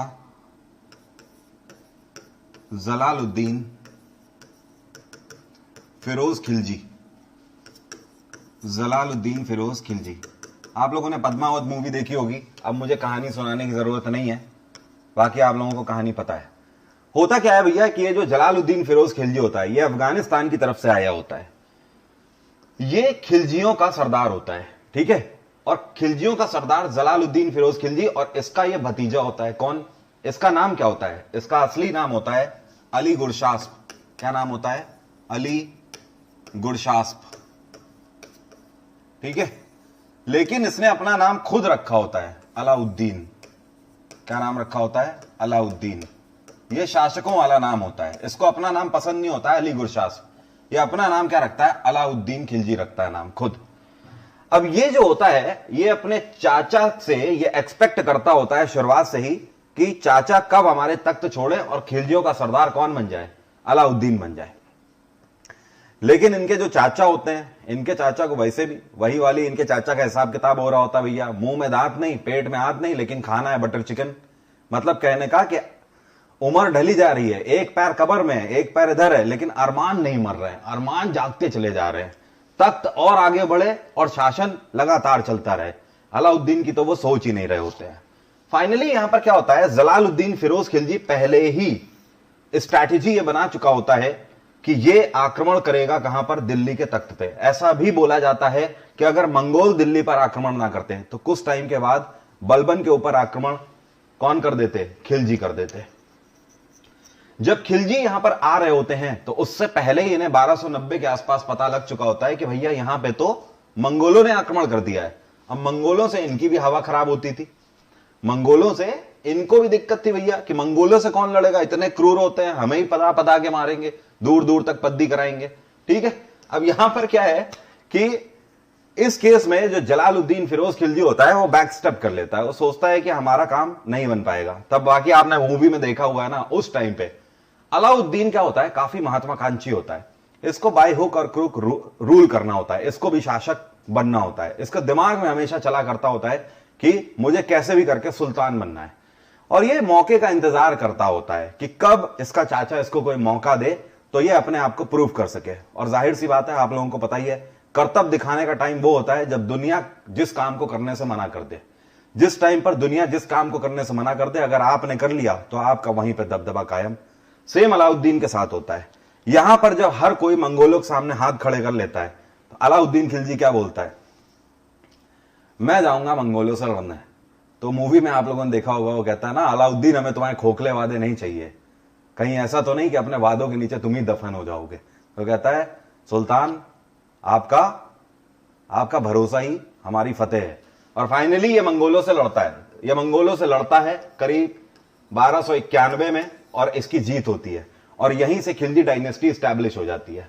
इसके बाद खिलजीज 30 साल तक रूल करते हैं, सारी चीजें सही चल रही होती है। अलाउद्दीन खिलजी को यह लग रहा होता है कि जब मंगोलों को उसने पीछे ढकेला है, मंगोलों से भारत को बचाया है, उस केस में अलाउद्दीन खिलजी को यह एक्सपेक्टेशन अपने चाचा से बहुत ज्यादा हो चुकी होती है कि अब तो मेरा चाचा मुझे तख्त दे देगा।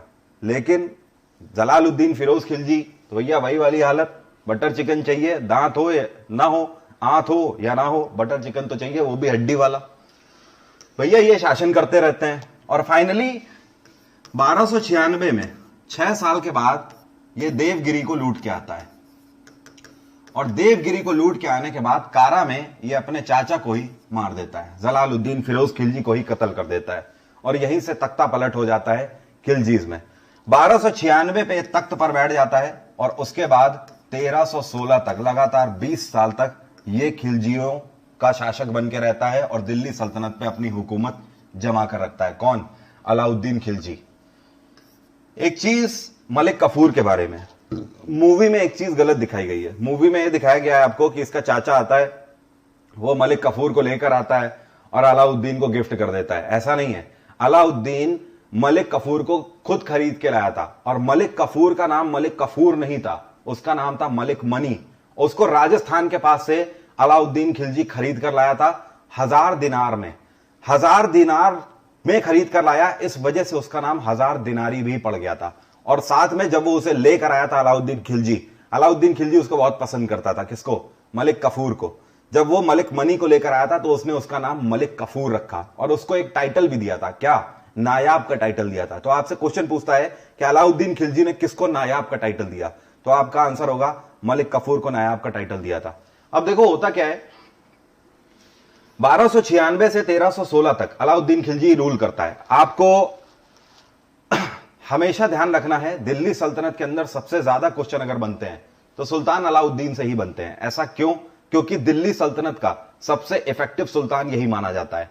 जो 20 साल में इसने रिफॉर्मेशन दिल्ली सल्तनत के ऊपर किए हैं, उतने रिफॉर्म किसी भी सुल्तान ने नहीं किए हैं।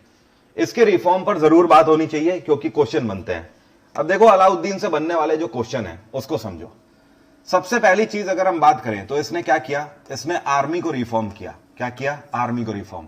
अभी तक क्या होता था कि कोई भी राजा अगर लड़ने जाता था तो वो राजा अपना शस्त्रागार खोल देता था, और उस राज्य में जितने भी बूढ़े और बच्चे हुआ करते थे जो कि लड़ने के लिए परिपक्व हैं, 15 साल से लेकर 55 साल तक के, वो सब सीधे चले जाते थे शस्त्र उठा के लड़ने के लिए। अलाउद्दीन ने कहा ऐसा नहीं चलेगा, हमें आर्मी में सिर्फ सोल्जर चाहिए, सिर्फ वॉरियर चाहिए, जिनके अंदर पोटेंशियल होगा वही युद्ध लड़ेंगे, बाकी लोग अपने घर बैठे। तो इसने क्या किया? आर्मी को रिफॉर्म किया और ओपन रिक्रूटमेंट सिस्टम स्टार्ट किया। क्या किया? ओपन रिक्रूटमेंट सिस्टम, जो कि आज की डेट में जिसको आप जैसे पुलिस और आर्मी में खुली भर्ती होती है ना, वैसे ही इसने स्टार्ट करी। साथ में पहला ऐसा सुल्तान था जिसने अपनी आर्मी को सैलरी दी थी। दूसरी चीज आपको ध्यान रखना है, इसने एक लैंड मेजरमेंट यूनिट लॉन्च करी थी, जमीन को नापने की इकाई, जिसका नाम था बिस्वा। बिस्वा नाम की इसने इकाई लॉन्च करी थी। साथ में आपको ध्यान रखना है इसने क्या किया, इसने दाग और हुलिया सिस्टम लॉन्च किया था। दाग और हुलिया हुलिया का मतलब आप लोग बोलते हो ना यार क्या हुलिया बना रखा है, मतलब ड्रेस, यूनिफॉर्म। इसने अपनी आर्मी को यूनिफॉर्म भी दी थी। और दाग का मतलब क्या होता था? दाग का मतलब यह होता था कि यह वो दौर चलता था जिसमें जिसके पास जितने ज्यादा घोड़े हुआ करते थे उसकी जीत युद्ध में लगभग उतनी ही तय हुआ करती थी। तो युद्ध में क्या होता था, अपने घोड़े पहचानना कभी कभी मुश्किल हो जाता था। कोई भी व्यक्ति अगर घोड़े से गिर गया, ठीक है, तो फिर उसके पास तुरंत दूसरा घोड़ा पहुंचना चाहिए। इस केस में अपने घोड़े दूर से ही पहचानने में आ जाएं, इसने क्या किया, अपने हर एक घोड़े पे गरम करके मोहर लगा दी जाती है ना, मतलब दाग लग जाता है ना, फिर कभी छूटता नहीं है, दूर से ही समझ आ जाए। अपने हर घोड़े पे इसने दाग लगवाया था, जिसको दाग प्रथा के नाम से जाना जाता है। तो दाग और हुलिया सिस्टम को इसने इंट्रोड्यूस किया है, ठीक है। अगला आपको ध्यान रखना है, इसने मार्केट कंट्रोल सिस्टम को लॉन्च किया था, मार्केट कंट्रोल सिस्टम। और मार्केट कंट्रोल सिस्टम में इसने टैक्स कितने परसेंट रखा था? इसने टैक्स रखा था 50%। 50%। दिल्ली सल्तनत के अंदर अगर सुल्तानों में कोई सबसे बेहतर कार्य करके गया है तो वो यही करके गया है।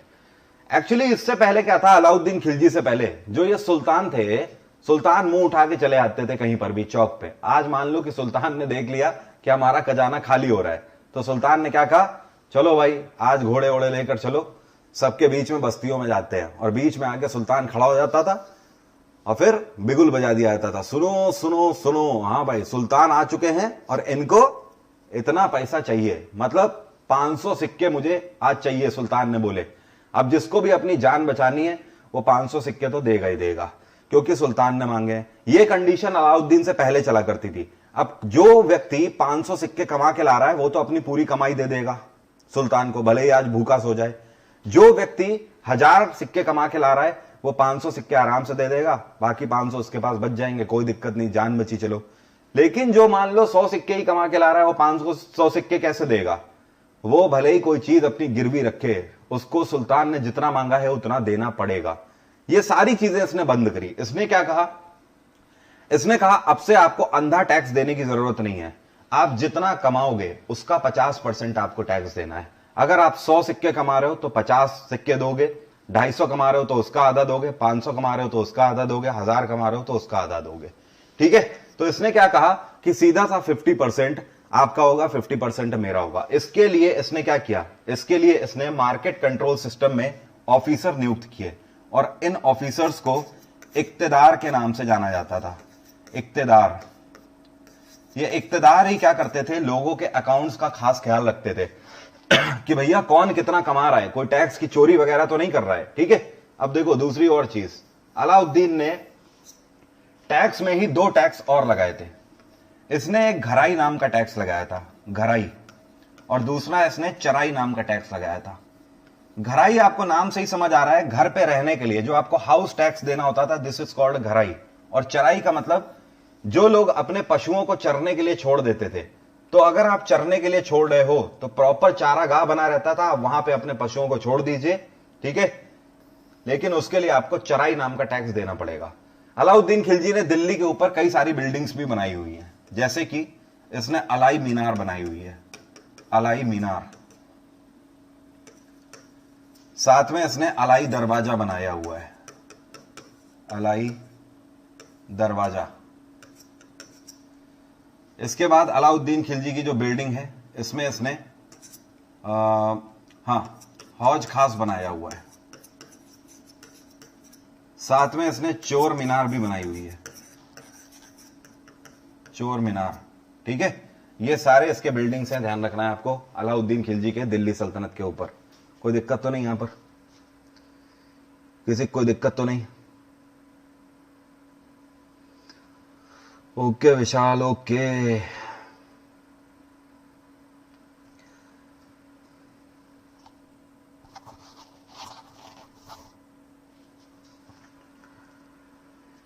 कोई समस्या तो नहीं, सब सही चल रहा है। केशव का कहना है 20% सही रहता।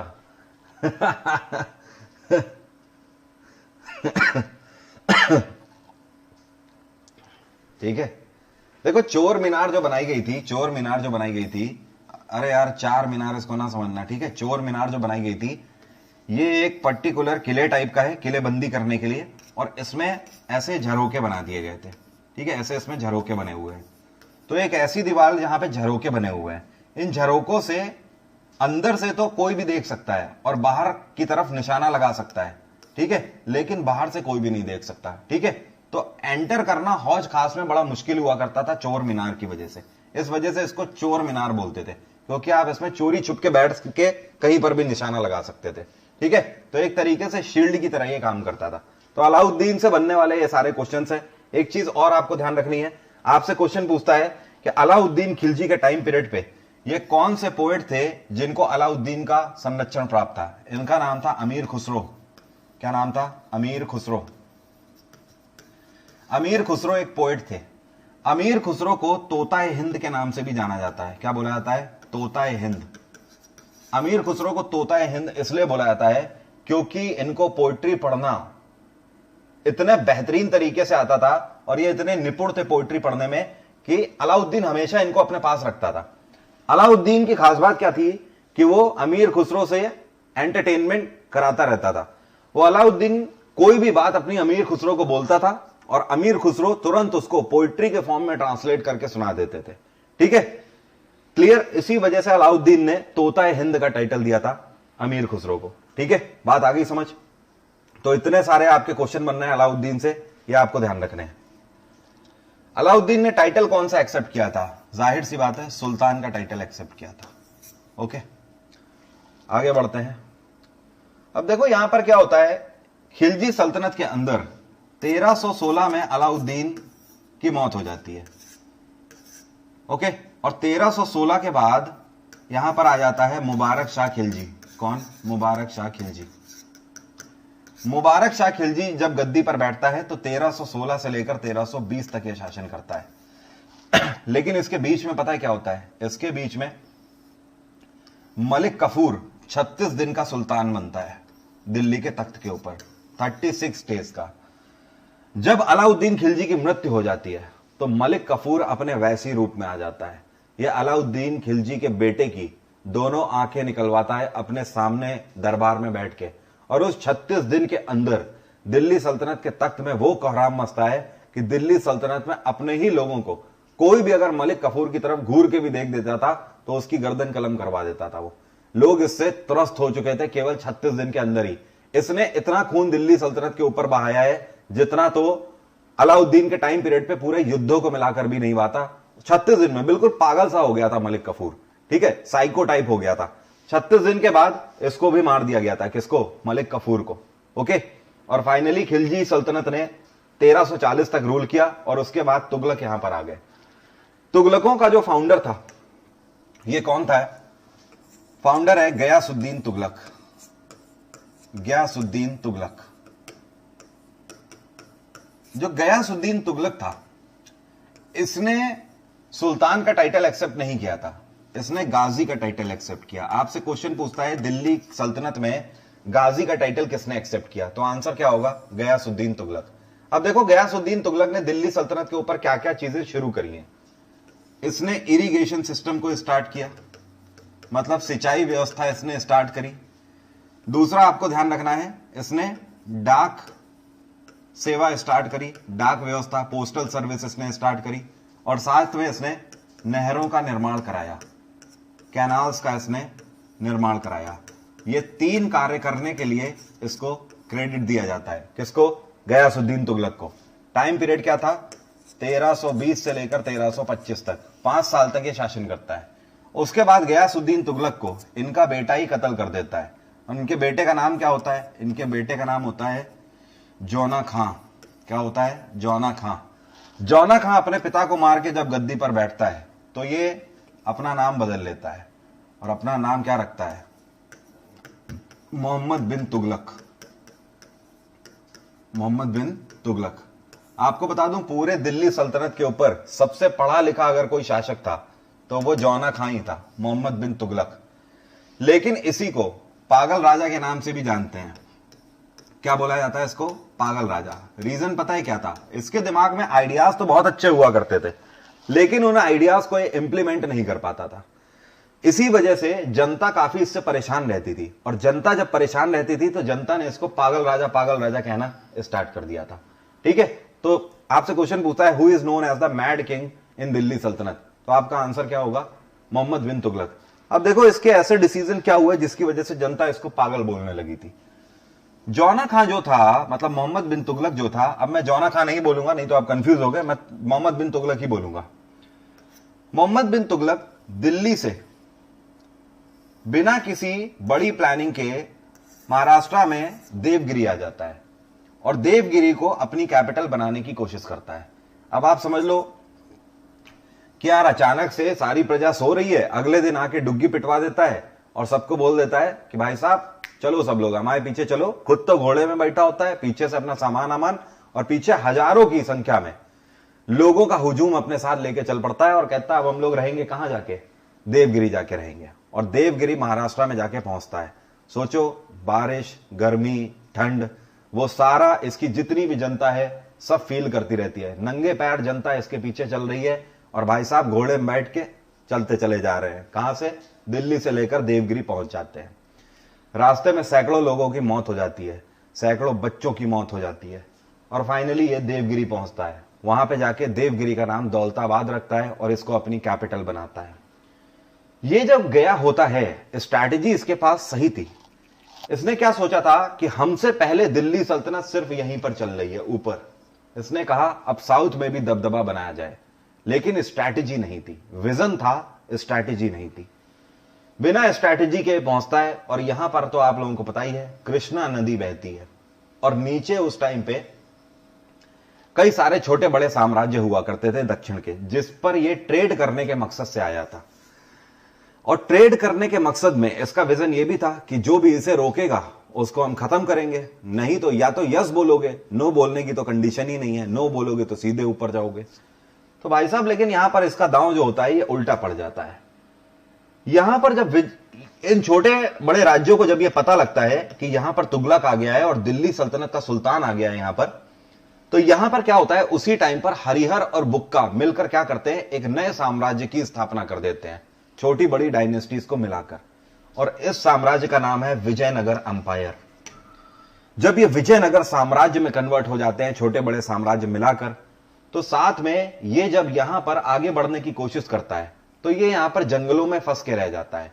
और साथ में जो नदी होती है, इस नदी के मुहाने से ये रूबरू होता नहीं है, और ये इनके लिए आड़ का काम करती है। विजयनगर अंपायर के लिए जो नदी बह रही है, कृष्णा नदी, ये आड़ का काम करती है, और इसके आसपास का जितना भी जंगल वाला एरिया होता है वो सब इन्हें प्रोटेक्ट करने का काम करता है। अल्टीमेटली इसकी यहां पर भी नहीं चलती है, लोग यहां पर मरने लगते हैं बड़ी तादाद में, और इसको पता लग जाता है कि अब मैं ज्यादा दिन रुका तो मेरी सेना तक नहीं बचेगी।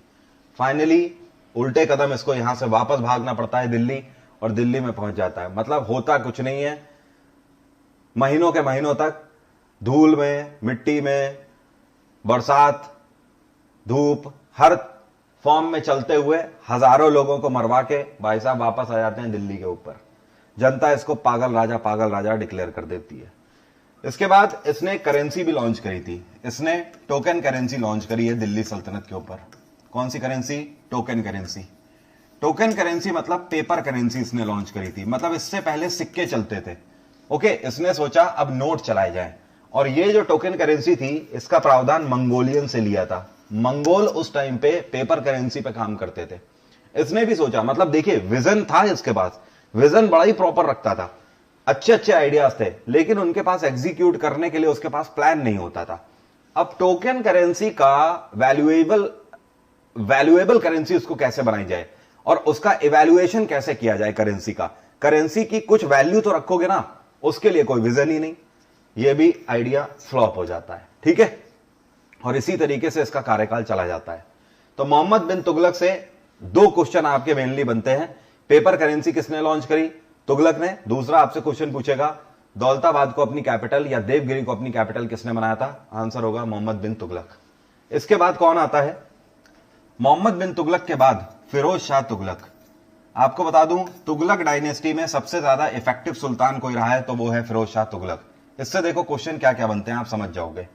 सबसे पहले तो इसने क्या किया, जौना खां के नाम पर एक नए शहर की स्थापना करी जौनपुर की। किसकी? जौनपुर की। जौनपुर आपका यूपी में पड़ता है। जौनपुर की स्थापना करी और इसी शहर को सिराज ए हिंद के नाम से जाना जाता है। सिराज ए हिंद। तो आपसे क्वेश्चन ये पूछता है कई बार कि जौनपुर की स्थापना किसने करी, तो आंसर होगा फिरोज शाह तुगलक। कई बार ये पूछता है कि कौन से शहर को सिराज ए हिंद के नाम से जाना जाता है, तो भी आंसर क्या होगा? जौनपुर। दूसरी चीज, इसने कई सारे डिपार्टमेंट बनाए, जैसे कि इसने दीवान ए बंदगान बनाया। दीवान ए बंदगान का मतलब बंदी गृह, जहां पर गुलामों को रखा जाता था। साथ में इसने दीवान ए खैरात बनाया। दीवान ए खैरात का मतलब जहां पर खैरात बांटी जाएगी, चैरिटी करता था लोगों को, ठीक है। और साथ में इसने दीवान ए इलाज बनाया, जिसके तहत लोगों को मुफ्त में इलाज दिया जाता था। ओके, ये सारे डिपार्टमेंट इसके द्वारा बनाए गए हैं। मोहम्मद बिन तुगलक के टेन्योर से सिर्फ एक ही चीज है जो कि सफल हुई है इसके टेन्योर से, वो है इसका बनाया हुआ एक एग्रीकल्चर डिपार्टमेंट, जिसका नाम है दीवान ए अमीर कोही। क्या नाम है? दीवान ए अमीर कोही। बस ये ध्यान रखना, आपसे कई बार दीवान ए अमीर कोही बोलता है, या तो ये पूछेगा ये कौन सा डिपार्टमेंट था, ये एग्रीकल्चर डिपार्टमेंट था, दीवान ए अमीर कोही। और किसने बनाया था? मोहम्मद बिन तुगलक ने। इसके बाद फिरोज शाह तुगलक से एक तो आपके ये क्वेश्चन बनेंगे, जौनपुर की स्थापना किसने करी, बंदगान किसने बनाया, खैरात किसने बनाया, इलाज किसने बनाया। साथ में ध्यान रखिए, अगर आपसे क्वेश्चन पूछता है कि दिल्ली के तख्त के ऊपर ऐसा कौन सा सुल्तान था जिसके पास सबसे ज्यादा स्लेव थे, तो ध्यान रखना फिरोज शाह तुगलक के पास सबसे ज्यादा स्लेव थे। अब देखो यहीं पर एक और क्वेश्चन पूछता है, अगर आपसे पूछे सबसे बड़ी आर्मी किसके पास थी, तो आपका आंसर बदल जाएगा। अलाउद्दीन खिलजी के पास सबसे बड़ी आर्मी थी। लेकिन अगर पूछे सबसे ज्यादा स्लेव किसके पास थे, तो आंसर होगा फिरोज शाह तुगलक, इसके पास सबसे ज्यादा स्लेव थे, ठीक है। एक क्वेश्चन आपसे ये पूछता है, अशोक के शिलालेखों को, द ग्रेट अशोका, उन्हीं की बात हो रही है, कलिंग वॉर वाले, अशोक के शिलालेखों को नेपाल मतलब लुम्बिनी से भारत कौन लाया, तो भी आंसर क्या होगा? फिरोज शाह तुगलक ही अशोक के शिलालेखों को भारत लाया था, ठीक है। इसके बाद आगे बढ़ते हैं। देन आती है सैयद डायनेस्टी। देखो होता क्या है कि तुगलक डायनेस्टी खत्म कैसे होती है, इसको समझो। तुगलक डायनेस्टी चल रही होती है, और ये डायनेस्टी मैंने आपको स्टार्ट में बताई है 1325 से लेकर 1320 से लेकर 1414 तक ये डायनेस्टी शासन करती है। लेकिन होता क्या है कि 1398 में जब गद्दी पर नासिरुद्दीन महमूद शाह बैठा होता है, तो एक बार फिर से मंगोल आक्रमण कर देते हैं। मंगोल फिर आ जाते हैं। सारा मसला तो एक कमबख्त मंगोल है। और मंगोलों में इस बार आक्रमण कौन करता है? तैमूर लंग आक्रमण करता है। तैमूर लंग। अब देखो यहां से बहुत इंपॉर्टेंट क्वेश्चन बनता है, आपसे क्वेश्चन पूछता है कि तैमूर लंग ने भारत पे कब आक्रमण किया, आंसर क्या होगा? 1398। एक क्वेश्चन ये पूछता है जब तैमूर लंग ने आक्रमण किया तो तख्त पर कौन था, तो अभी मैंने आपको बताया नासिरुद्दीन महमूद शाह। नासिरुद्दीन महमूद शाह तख्त पर था। अब मंगोल जब आक्रमण करते हैं, तैमूर लंग आक्रमण करता है, नासिरुद्दीन महमूद शाह भाग लेता है, ठीक है, बहुत तेजी से भागता है, यहां से सीधे निकल लेता है। दिल्ली का तख्त खाली, कोई दिक्कत नहीं। 1398 में दिल्ली का तख्त खाली हो चुका।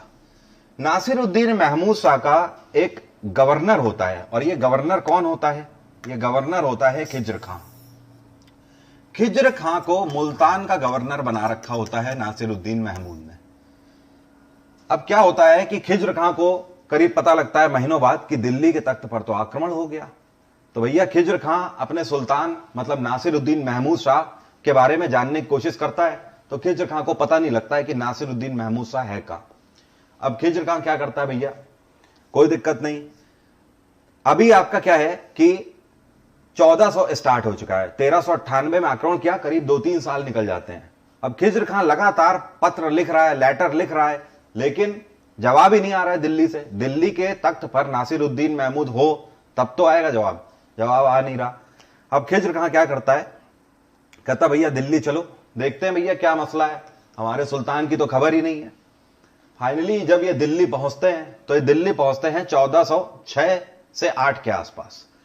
जब खिज्र खां दिल्ली पहुंचता है अपने सुल्तान से मिलने, तो दिल्ली में भैया लोटा उधर पड़ा है, कटोरी उधर पड़ी है, उधर गिलास पड़ा हुआ है, उधर चम्मच पड़ा हुआ है, कुछ अता ही पता नहीं, सब बिखरा पड़ा है, पूरा कबाड़ खाना पड़ा हुआ है, पूरा तख्त लूट चुका, मंगोल लूट के ले गए। भैया देखता है कितना सुल्तान कहां छुपे हो, गद्दे के नीचे छुपे हो, तखत के नीचे छुपे हो, कुर्सी के नीचे छुपे हो, कहां छुपे हो, सुल्तान कहीं मिलता ही नहीं है। मतलब दिल्ली का तख्त पूरा खाली। कोई बात नहीं, खिज्र खां को लगता है कि सुल्तान इधर उधर हो गए जान बचाने के लिए, तो अभी चला जाए। वहां पे जब पूछताछ करता है दिल्ली सल्तनत में, तो पता लगता है नासिरुद्दीन महमूद का कुछ नहीं आता पता है। फाइनली खिज्र खां वापस आ जाता है मुल्तान। 2 साल के बाद फिर जाता है जब कुछ नहीं पता लगता है, करीब 1410 हो चुका होता है। अब क्या होता है, वापस जाता है और देखता है नासिरुद्दीन महमूद जो होता है 12 साल से उसका कुछ नहीं आता पता होता है। जाहिर सी बात है, तख्त दिल्ली का खाली पड़ा है, शासन करने वाला भी है, क्या करता है, सैयद डायनेस्टी की स्थापना कर देता है और खुद दिल्ली सल्तनत का सुल्तान बन के बैठ जाता है। बात आई समझ? यहां तक कोई कंफ्यूजन तो नहीं? 3 डायनेस्टी हमारी हो चुकी है, कोई कंफ्यूजन तो नहीं? जी हां, लॉयल था, कोई समस्या तो नहीं, कोई कंफ्यूजन तो नहीं किसी को?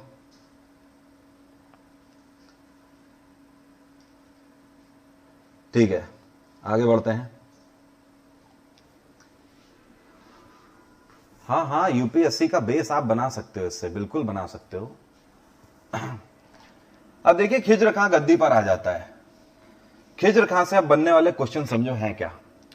खिज्र खां जब तख्त पर आता है, ओके, तो पहली चीज, इसने कोई टाइटल एक्सेप्ट नहीं किया। बात आई समझ? 2 रीजन हो सकते हैं। पहला रीजन तो यह हो सकता है कि खिज्र खां रिस्पेक्ट करता हो नासिरुद्दीन महमूद शाह की, कि नासिरुद्दीन महमूद शाह का कुछ पता नहीं है, तो मैं सुल्तान का टाइटल कैसे एक्सेप्ट कर लूं। दूसरा रीजन यह हो सकता है डर, कि यार सुल्तान की डेड बॉडी तो मिली नहीं है, अगर सुल्तान किसी दिन वापस आ गया और मैं सुल्तान बना बैठा हूं, तो भाई उस दिन काम ही तमाम कर देगा सुल्तान मेरा। तो इसलिए इन्होंने क्या किया, कोई टाइटल एक्सेप्ट नहीं किया। आपसे क्वेश्चन यह पूछता है, दिल्ली सल्तनत का अकेला ऐसा कौन सा शासक है जिसने कोई टाइटल एक्सेप्ट नहीं किया? कोई, ना सुल्तान का ना गाजी का, कोई टाइटल एक्सेप्ट नहीं किया। आंसर क्या होगा? खिज्र खां, कोई टाइटल एक्सेप्ट नहीं किया। खिज्र खां शांति से रूल करता है। उसके बाद इनका बेटा मुबारक शाह आ जाता है गद्दी पर। ठीक है, जब मुबारक शाह गद्दी के ऊपर आता है तो ये क्या करता है, यहां से एक क्वेश्चन बनता है, ये दिल्ली के पास मुबारकबाद नाम के एक शहर की स्थापना कराता है। कौन सा शहर? मुबारकबाद नाम के शहर की स्थापना कराता है। ठीक है, तो आपसे क्वेश्चन पूछता है मुबारकबाद किसने बनाया हुआ है? मुबारक शाह ने ही बनाया हुआ है। आज की डेट में यह दिल्ली के अंदर ही है। पहले दिल्ली बहुत बड़ा फैला हुआ था, अभी तो दिल्ली कंसाइज हो गया है। ठीक है, तो मुबारकबाद सिटी इन्होंने बनाई। इसके बाद क्या होता है, मोहम्मद शाह आता है। देखो हुआ क्या था, जब खिज्र खां गद्दी पर बैठा होता है तो उस टाइम पर यह है भारत, और ये जो मध्य प्रदेश वाला रीजन है ये मालवा कहलाता था। क्या कहलाता था? मालवा। अब जब यहां पर दिल्ली के तख्त में नासिरुद्दीन महमूद का कुछ अता पता नहीं है, तो क्या है भाई, मालवा क्या करता है, अपने आप को इंडिपेंडेंट डिक्लेयर कर देता है। वो कहता है भैया कोई सुल्तान उल्तान तो बचा नहीं, तो अब हम आजाद हैं। तो मालवा खिज्र खां के हाथ से निकल गया होता है और मुबारक शाह मालवा को फिर से कब्जे में करने की सोचता है, लेकिन कर नहीं पाता है। इसका टाइम भी खत्म हो जाता है। इसके बाद इसका भतीजा आता है मोहम्मद शाह। मोहम्मद शाह स्ट्रैटेजी बनाता है और यह कहता है एनी हाउ मालवा को हमें क्या करना है, फिर से अपनी गिरफ्त में लेना ही लेना है। मालवा पे कब्जा होना जरूरी है स्ट्रैटेजिक पॉइंट ऑफ व्यू से। उसका रीजन है कि मालवा जो था वो काफी बड़ा था, और मालवा पे अगर हुकूमत हो गई, ऊपर दिल्ली है पूरी, मालवा पे अगर हुकूमत हो गई तो जाहिर सी बात है हम सीधे सीधे जितनी भी साउथ इंडियन डायनेस्टीज हैं उनके करीब जाके लग जाएंगे। इस वजह से इसको पता था कि मालवा की अहमियत कितनी ज्यादा है, एक झटके में बहुत बड़ा फायदा हो सकता है। इसके लिए मोहम्मद शाह क्या करता है, इसका लाहौर में एक कमांडर होता है, या फिर आप बोल सकते हो लाहौर में एक इसका गवर्नर होता है, जिसका नाम होता है बहलोल लोदी। क्या नाम होता है? बहलोल लोदी। ये क्या करता है, अपने गवर्नर बहलोल लोदी को बुलाता है लाहौर से। ठीक है, कहता भैया ऐसी ऐसी बात है। तो बहलोल लोदी कहता है अकेले आए कि लड़के लेके आए? कहता है लड़का ले आओ, करीब 10,000 20,000 जितना तुम्हारे पास लड़का हो सब ले आओ, सबकी जरूरत पड़ेगी। तो भैया बहलोल लोदी इधर लाहौर से चलता है और पहुंच जाता है दिल्ली, अपने साथ एक बड़ी सेना लेके पूरी, और बहलोल लोदी के साथ मिलकर मोहम्मद शाह क्या करता है, मालवा पे सीधा आक्रमण करता है और मालवा को जीत लेता है।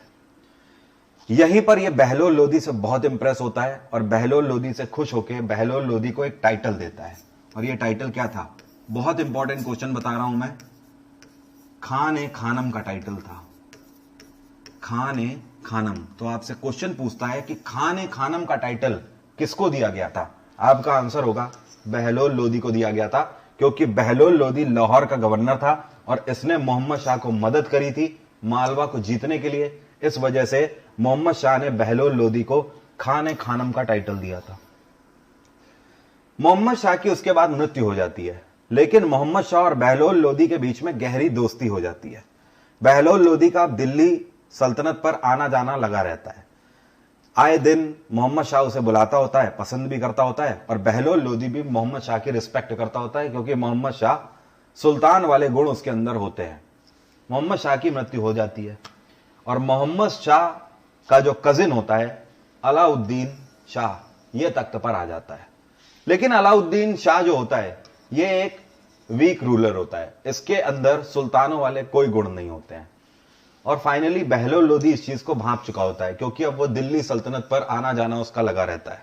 और बहलोल लोदी यहीं पर डिसाइड करता है कि now it is a time to retaliate, अब सही वक्त आ चुका है तख्ता पलट करने का।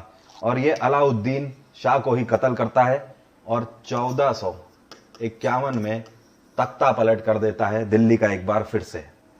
इसको मारकर अपनी डायनेस्टी लोदी डायनेस्टी की स्थापना कर देता है और बहलोल लोदी इसका फाउंडर है। बात आ गई समझ? बहलोल लोदी के बारे में ऐसा बोला जाता है कि यह एक ऐसा सुल्तान था दिल्ली सल्तनत के अंदर जो कि अपने नोबल्स का सबसे ज्यादा ख्याल रखता था, अपने मंत्रियों का सबसे ज्यादा ख्याल रखता था। इवन ये अपने मंत्रियों का ख्याल कैसे रखता था, ये अपने नोबल्स को लो ना फील हो उन इसके नोबल्स को, और साथ में इसके जो मंत्री हैं ये इसको अपने पास समझे, बिल्कुल दिल के करीब समझे। उसके लिए ये हमेशा कालीन में बैठता था उनके बराबर में, कभी भी अपने मंत्रियों के सामने तख्त पर नहीं बैठता था, उन्हीं के साथ जमीन पर बैठता था। ऐसा सुल्तान था ये बहलोल लोदी। तो आपसे क्वेश्चन पूछता है इनमें से कौन सा डाउन टू अर्थ था काफी, ठीक है, ये अपने नोबल्स को सबसे ज्यादा रिस्पेक्ट देने वाला था, तो ये था बहलोल लोदी। इसने भी एक सिक्का चलाया था, इसने बहलोली सिक्का चलाया था, बहलोली कॉइन। जैसे बलबन ने बलबनी सिक्का चलाया था उसी तरीके से इसने बहलोली सिक्का चलाया। ठीक है, अब देखो इससे क्वेश्चन क्या क्या बनते हैं। पहली चीज तो आपसे क्वेश्चन पूछेगा लोदी डायनेस्टी का फाउंडर कौन है, बहलोल लोदी। दूसरा क्वेश्चन आपसे ये पूछता है कि बहलोल लोदी ने कौन सा सिक्का चलाया, तो वो बहलोली कॉइन चलाया था। तीसरा एक बहुत इंपॉर्टेंट क्वेश्चन बनता है, बहलोल लोदी कौन था? ये अफगानी था, अफगानी था, ठीक है, और ये मानता भी था कि ये अफगानी है। तो आपसे क्वेश्चन पूछता है कि दिल्ली के तख्त पर पहला अफगानी शासक कौन था जो बैठा था? आंसर होगा बहलोल लोदी। ये पहला अफगानी था जो कि दिल्ली के तख्त पर बैठा था। बात आ रही है समझ? अब आप कहोगे सर अभी तो आपने कहा था कि जो खिलजी थे वो अफगानिस्तान की तरफ से आए थे।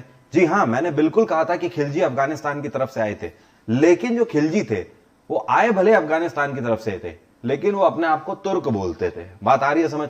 अब अपने आप को जो तुम बोलोगे तुर्क, अगर आप अपने आप को जो भी आप खुद अपनी आइडेंटिफिकेशन बताओगे वही तो माना जाएगा ना। उस टाइम पर आधार वधार तो चलता नहीं था, तो वो अपने आप को तुर्क बोला करते थे, तो इस वजह से लोग भी उनको तुर्क ही मानते हैं। लेकिन बहलोल लोदी पहला ऐसा पर्सन था जिसने अपने आप को अफगानी माना है और तख्त पर शासन किया है, इसलिए आंसर क्या होगा? बहलोल लोदी। इसके बाद इसका बेटा आता है सिकंदर लोदी तख्त पर। इससे भी कई क्वेश्चन बनते हैं। इसने क्या किया, ध्यान रखना, इसने आगरा शहर की स्थापना करी है। जी हां, ये वही आगरा है जहां पर ताजमहल है। इसने आगरा शहर की स्थापना 1504 में करी हुई है और 1506 में इसने आगरा शहर को ही अपनी कैपिटल बना लिया। ठीक है, किसने? सिकंदर लोदी ने। इसने एक टाइटल एक्सेप्ट किया था, इसने शाही का टाइटल एक्सेप्ट किया था। लोग इसको सिकंदर शाही के नाम से जानते थे। एक क्वेश्चन आपसे और पूछता है कि लोदी डायनेस्टी में ये कौन सा शासक था जिसको शहनाई का शौक था? तो आंसर होगा सिकंदर लोदी। इसको शहनाई का काफी शौक था। ठीक है, तो ये 3 क्वेश्चन आपके यहां से हो गए। एक क्वेश्चन आपका और बनता है, इसने एक लैंड मेजरमेंट यूनिट लॉन्च करी। जैसे अलाउद्दीन खिलजी ने बिस्वा सिस्टम लॉन्च किया था, वैसे इसने अपने नाम पर लॉन्च करी थी, जिसका नाम था गज-ए-सिकंदरी। क्या नाम था? गज-ए सिकंदरी। तो ये तो आप नाम से ही पहचान जाओगे, गज ए सिकंदरी किसने लॉन्च किया। गज बोलते हैं ना, कितने गज का प्लॉट है, वही वाला गज ए सिकंदरी। ठीक है, तो इतने क्वेश्चन आपके सिकंदर लोधी से आपको ध्यान रखना है। और इसके बाद तख्त पे बैठता है कौन, 1417 में बैठता है तख्त पे, माफ करिएगा 1517 पे तख्त पे बैठता है इब्राहिम लोधी। और 1517 से लेकर 1526 तक ये शासन करता है। यहां पर इब्राहिम लोधी जो होता है ये काफी दुष्ट प्रवृत्ति का शासक होता है। इसकी खास बात ये होती है कि किसी की इज्जत नहीं करता होता है, अपने बेटों की भी इज्जत नहीं करता होता है, और साथ में अपने नोबेल्स की भी इज्जत नहीं करता होता है। ये जब तख्त पे बैठा तो सबसे ज्यादा नोबेल्स मारे गए। क्वेश्चन ये पूछता है कि ये कौन सा सुल्तान था दिल्ली सल्तनत के ऊपर जिसने अपने मंत्रियों के साथ सबसे ज्यादा बर्बरता करी थी। यह था इब्राहिम लोधी। मतलब कहने का कि मंत्री अगर कुछ उल्टा बोल देंगे या मंत्रियों ने अगर अपनी सलाह दे दी, पहले सलाह मांगता था, जानबूझ के सलाह मांगता था कि हाँ भाई बताओ तुम्हारी क्या सलाह है, तो जो इसके तरफ बोल देता था उसको तो कुछ नहीं, उसको बोल देता था बैठ जाओ।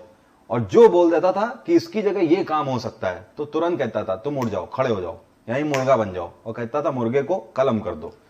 तो भैया इसके टाइम पीरियड पे सबसे ज्यादा नोबेल्स मारे गए हैं, बहुत क्रुएलिटी हुई है इनके नोबेल्स के साथ। तो काफी दुष्ट प्रवृत्ति का ये हुआ करता था।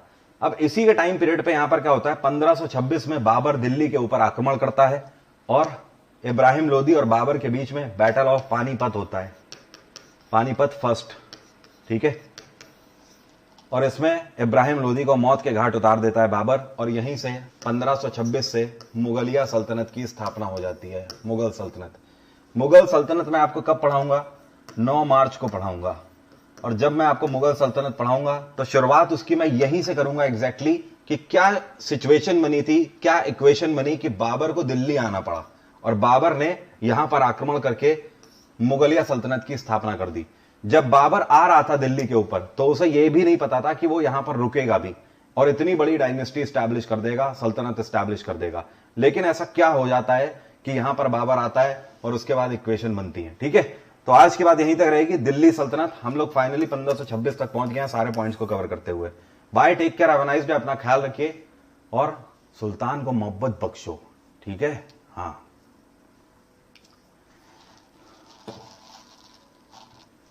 खुदा से खौफ का है सुल्तान, मलिक मलिकाए हिंद से पूछो आज खाने में क्या बना हुआ है, हिरन, काबली पुलाव, आलू बुखारा। तो जब इतना सब कुछ खाने को है तो फिर हम खौफ क्यों खाएं।